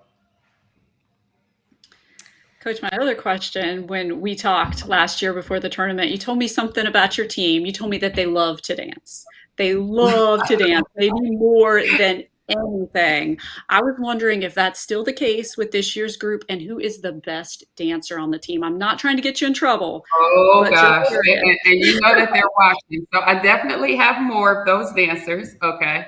And they have great personalities, but we're probably going to have to go with Arlisha Boston and Kiara McElrath. You're going to see them doing all the TikToks and doing everything that they do. But this is a really fun group. They keep us going. And it's a fun environment. It's fun when you can walk into practice. Your players want to be there. We're growing. Our culture is thriving. We're not surviving. And so I love where we are. And Coach, how many TikToks have you been involved in? Do you get dragged into some? Oh, they most certainly try, but you have not seen the footage out there, so I am not in them. But I know it's coming. It is certainly coming. That's awesome. I wanted to ask, you might not see it now, or maybe you do, or you see the potential, but what do you hope is this team's biggest strength this year? I think my biggest hope is that we excel. We excel. And I'm not going to hope. I'm going to go ahead and speak it into existence. I know we're going to be better than what people think that we are. We needed more leadership. We've done that. We brought in some really talented players. We were able to bring in 3 P4 players, one of which that played in all 32 games in the ACC. Their numbers might not reflect it, but we brought in winning. We brought in ability to score. We brought in leadership. We brought in defense. But the 2 worst categories, make no bets about it, that we were last year were defense and rebounding and free throw shooting. And in order to be able to compete in any league, you got to be able to defend and rebound. And those are my focal points for this year because I know that we can score the basketball. Coach, what do you think in non-conference play is going to surprise people the most in a positive way about this Hampton team that they're going to be so excited about as you guys go into conference play? I think just the product that we put on the floor, but more importantly, the versatility. Out of those young ladies that I said that were notable newcomers, I didn't mention Kaya Doro, and she's been plagued with injuries throughout her career. She started at Missouri. She was here last year. She sat out, but we've improved our IQ as well. And Kaya is, I'm really happy for her. It's more about her than it is me, and I think that is a big thing about this team. Everybody's been really selfless, and even our returners understand the pieces that we've brought in. And I would have to say that this team probably likes each other a little too much at times for me. But overall, I think that these pieces are going to be big and detrimental and as we go on. But I'm really happy for Kaya, and she's back and she's thriving. So you'll hear me talk about Olivia Smith, which you guys will talk to later. She came from Eastern Michigan. You will hear me talk about Erin Battle. She came from Pittsburgh. Kayla Lazama came from Boston College. And then Kaya as well, like I said, started her career at Missouri by way of a couple other places before tearing that ACL 2 times. And then we have some freshmen that are going to play. We brought in some freshman post players that are really good and that were heavily recruited as well. And I think when you add in our returners and you add in Dabo, Kennedy, Wiggins, and everyone else, I think that we finished the season really, really strong. And we won in the first round of the conference tournament. People didn't expect us to. And that game with Monmouth went down to the wire. And what plagued us was the same thing that plagued us all year long, which was our shooting ability. And I would like to say that we've done a good job, bringing people in that have the ability to do both. All right, Coach. Well, we're so excited for the product we're going to see in the non-conference on the court and for you guys to continue proving people wrong this season. Thank you so much for joining us, Coach. Thank you. You ladies have a great day. Awesome. All the coaches have been so nice. So finally, we're down to our last coach here, Monmouth, to round out the media day. Monmouth head coach Kate Wetmore will be joining us shortly in her second year, and she is here. Let's get it going. Welcome to the show. Head coach Kate Wetmore here. Coach, how are you? I'm great. How are you guys? Doing well, doing well. Like I had said, second year at the helm of this program. What were your biggest takeaways from last year's season? The biggest takeaways, I think, was how far our defense could carry us. I think, we were picked 10th and finished 5th, and a lot of that was on the shoulders of our defense as we worked through some growing pains offensively. But I think that was really a staple for our team and something that the girls really took ownership and pride in. Coach, Davine DeBola had a breakout season. Her efficiency from the floor was absolutely tremendous. I believe 4 double-doubles. Everyone excited about her coming into this season. Can you talk about her progression during the offseason? I can talk about Davine all day. What's interesting was she actually increased her field goal percentage by almost 10% from the season before. And so I think it's just a testament to how hard she works. She's one of the most coachable kids. I mean, you can coach her hard, you can coach her, with some fun, and she'll take everything with a lot of focus. She's so steady, not an emotional kid, wants to be coached, wants to work. Her, we wear our wearable technology. Her load is always like super, super high because she just goes so hard in every single rep. So the kid is just hungry, a team first player, and just a workhorse. Talking about or looking at one of your newcomers, you've got 4 transfers, and one of them, Ole Miss transfer, and Fatu Jalo. She brings in obviously that SEC experience and a couple years on Team Portugal on that national circuit as well. Just what could we expect from her, and how did you kind of build that relationship with her at Monmouth? Yeah, Fatu has a great feel for the game. You can tell that her IQ really shines, a lot of good reads, moves well off the ball, a lot of small things that make each possession that she's a part of really smooth and efficient. So we really like her at the point. She's kind of a combo. She can go anywhere, play either spot, move her around. she played with our national team in the summer, and so she's getting used to the offense, but really has a great IQ and can shoot it, 3-level scorer.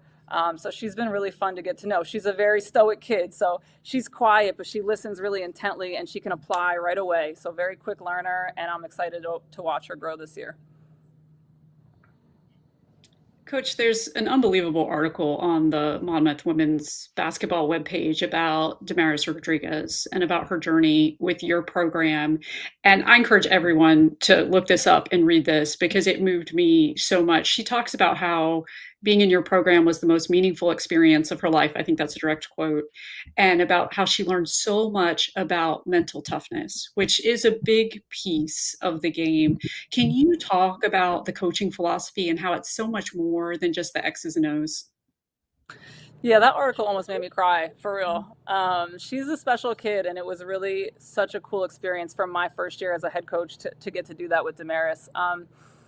You know, a lot of times players come in and once they kind of hit that first wall, which is inevitable, they just feel like they want to give up or they, they can't do it. A lot of that, I can't do this, coach. And I think it's just about teaching them resiliency. And that's what happened with Damaris in her first few months, honestly. Coming from D3, that jump was difficult. Sometimes coming in as a freshman, right, that jump is difficult. Or when you transfer, right, the expectations of program to program can be really hard. And I think just teaching them that they have to keep showing up. I think resiliency is a skill that can be taught. Sure, some people have it by nature, but I do think it can be taught. And I think that these young women just need to talk about that with each other, with us as coaches. I do think that it's a skill that you can sharpen. I think you have to show them how to keep showing up, and you have to explain to them like you are capable. And so there's a lot of that intentional conversation that happens in this program. That's just something that I believe in. Our backs are going to be against the wall, and we have to give them the skills to know what to do when it is.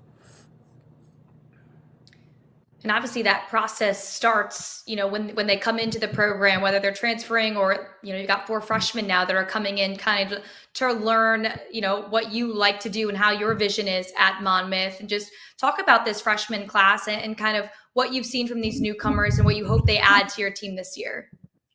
Yeah, we have 10 new players, so it is very much a new team, and 4 of those 10 are freshmen. And so certainly everybody is learning the system. I will say what we have in newness, I do think we compensate for in chemistry. They love each other. You would think they've been besties for years at this point. So I do think that goes a long way. There's a chemistry, there's a trust and a connection. So right now, a lot of it's just about getting them used to the system and the schemes and the standards and expectations that we have here. But our freshmen have come in like 2 feet in, ready to work. They're all really coachable. They really are like sponges. And, we've had some of them really shine, and we expect, to see some of them on the court. Coach, I think it's fair to say that your team exceeded expectations last year. I think you were picked to finish 10th. You finished 5th. It was a tremendous season. How are you guys looking to build off of that? I know you have a lot of new players, but you have some players coming back who are really such a big part of what that culture was last year that was just getting better every single day. Yeah, we were very intentional about building the culture as we recruited in the portal and in the freshman class, because that was something I felt like the foundation was set for last year. And then adding in pieces that are a little maybe more athletic so we could play faster this year, which is one of our goals. But I think every player that we got fits the culture that we have here. And a lot of them honestly enhance it. We've got some good humans in the jerseys and some good hoopers. So that was really the goal. We want to build on our defense. Obviously, that's what this program is built on.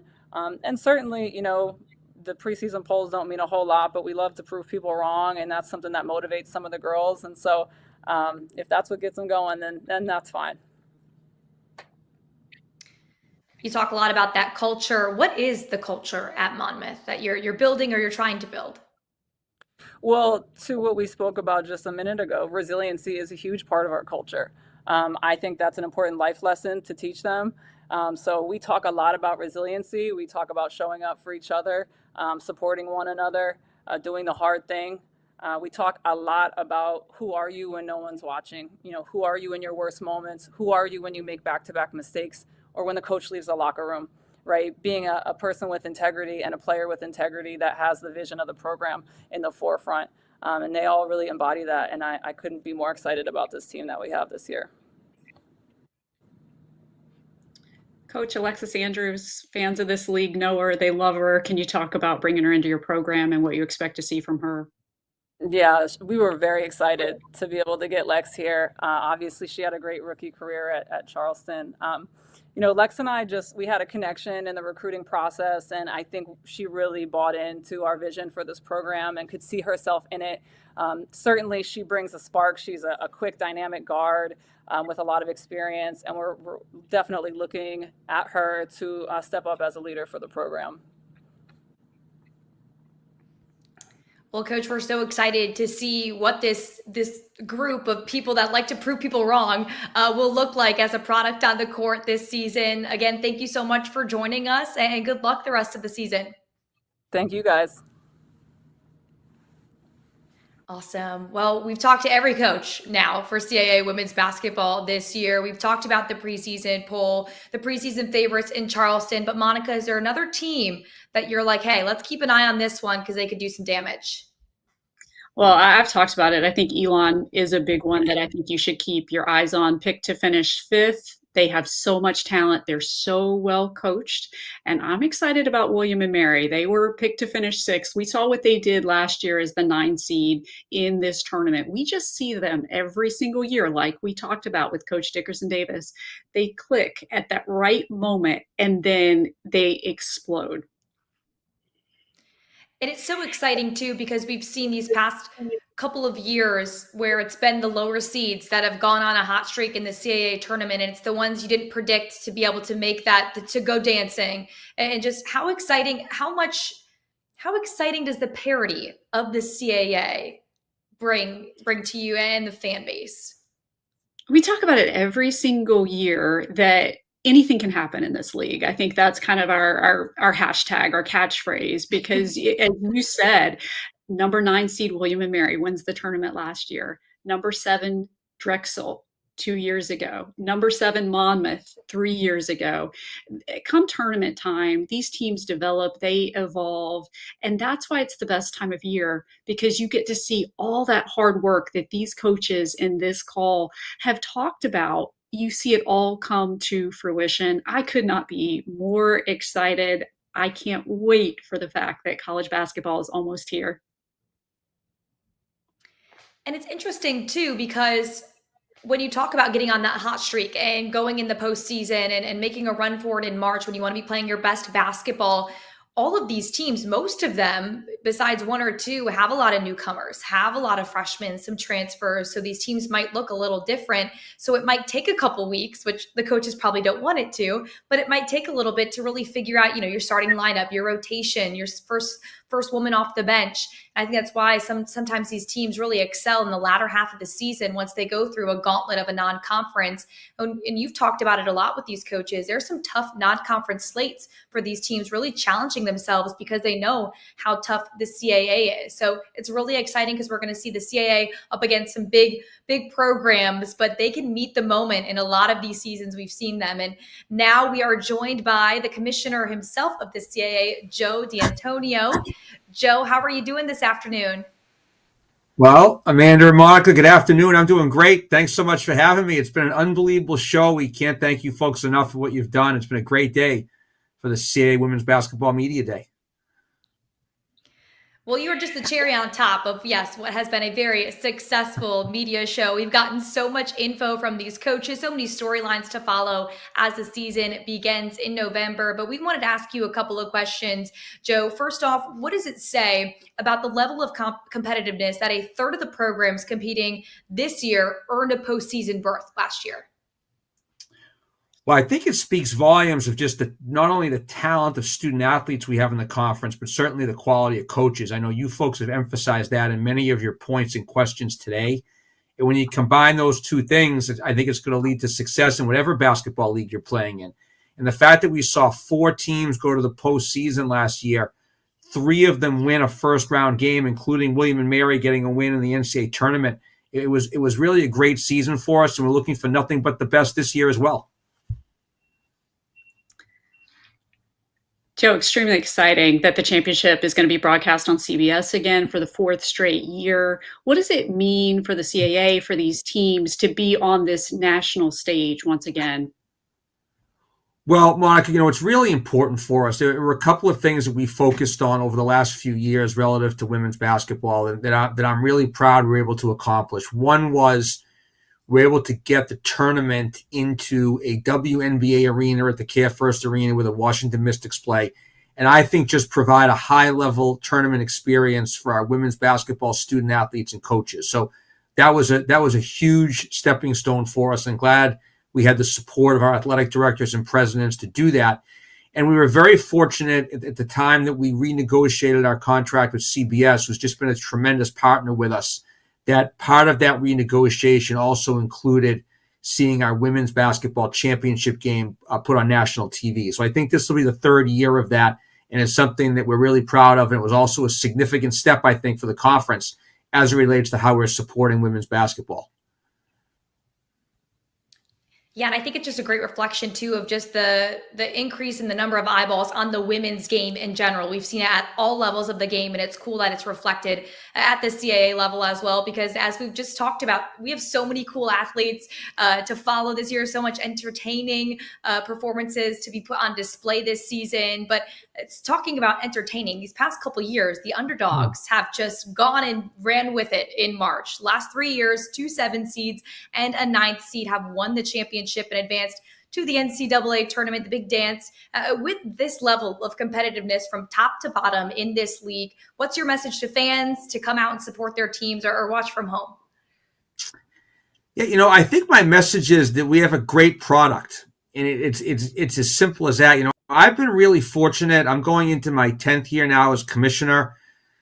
God, I think I'm in my 25th year overall in college athletics, if not more. And I've had an opportunity during the course of my career to watch an awful lot of women's basketball. So I've known about this secret for a long time, well before Caitlin Clark and all those things happened. I love going to women's basketball games. Even when I was a student at Providence College, I loved it.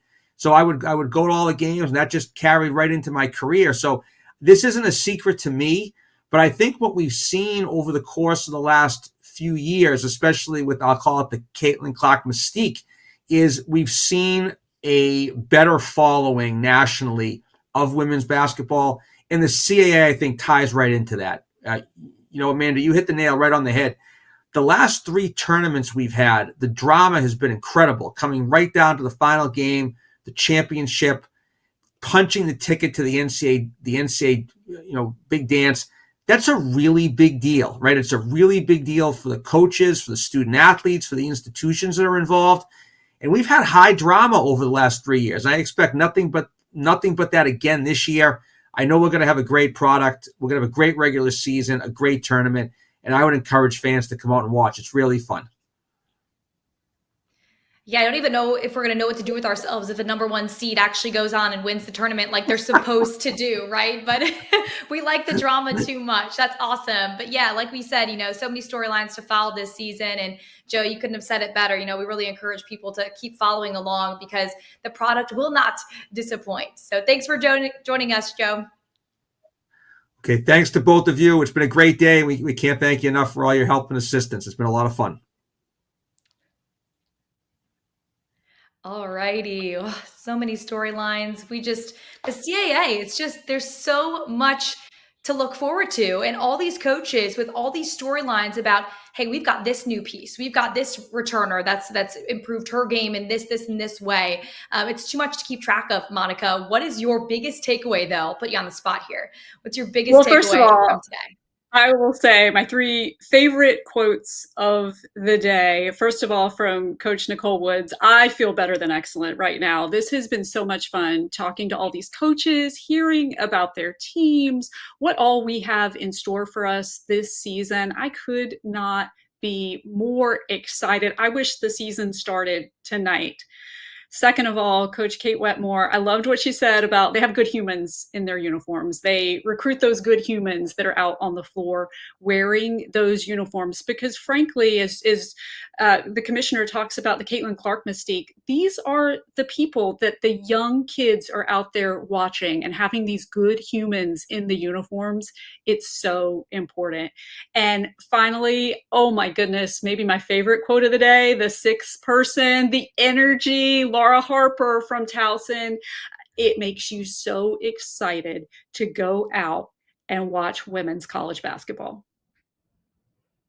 We might be ready for the season to tip off tonight, but I know a lot of these coaches said we got to still gel together. We got to still work on some things. So while they hit the lab, we will be eagerly waiting and anticipating for the season to tip off, which it will do. The regular season tips off on November 3rd, with the season culminating once again in Washington, D.C. at Care First Arena for the 2026 CAA Women's Basketball Championship on March 11th through the 15th. But for Monica Moore and myself, Amanda Poole, we thank you so much for joining us on the Field of 68 CAA Women's Basketball Media Day.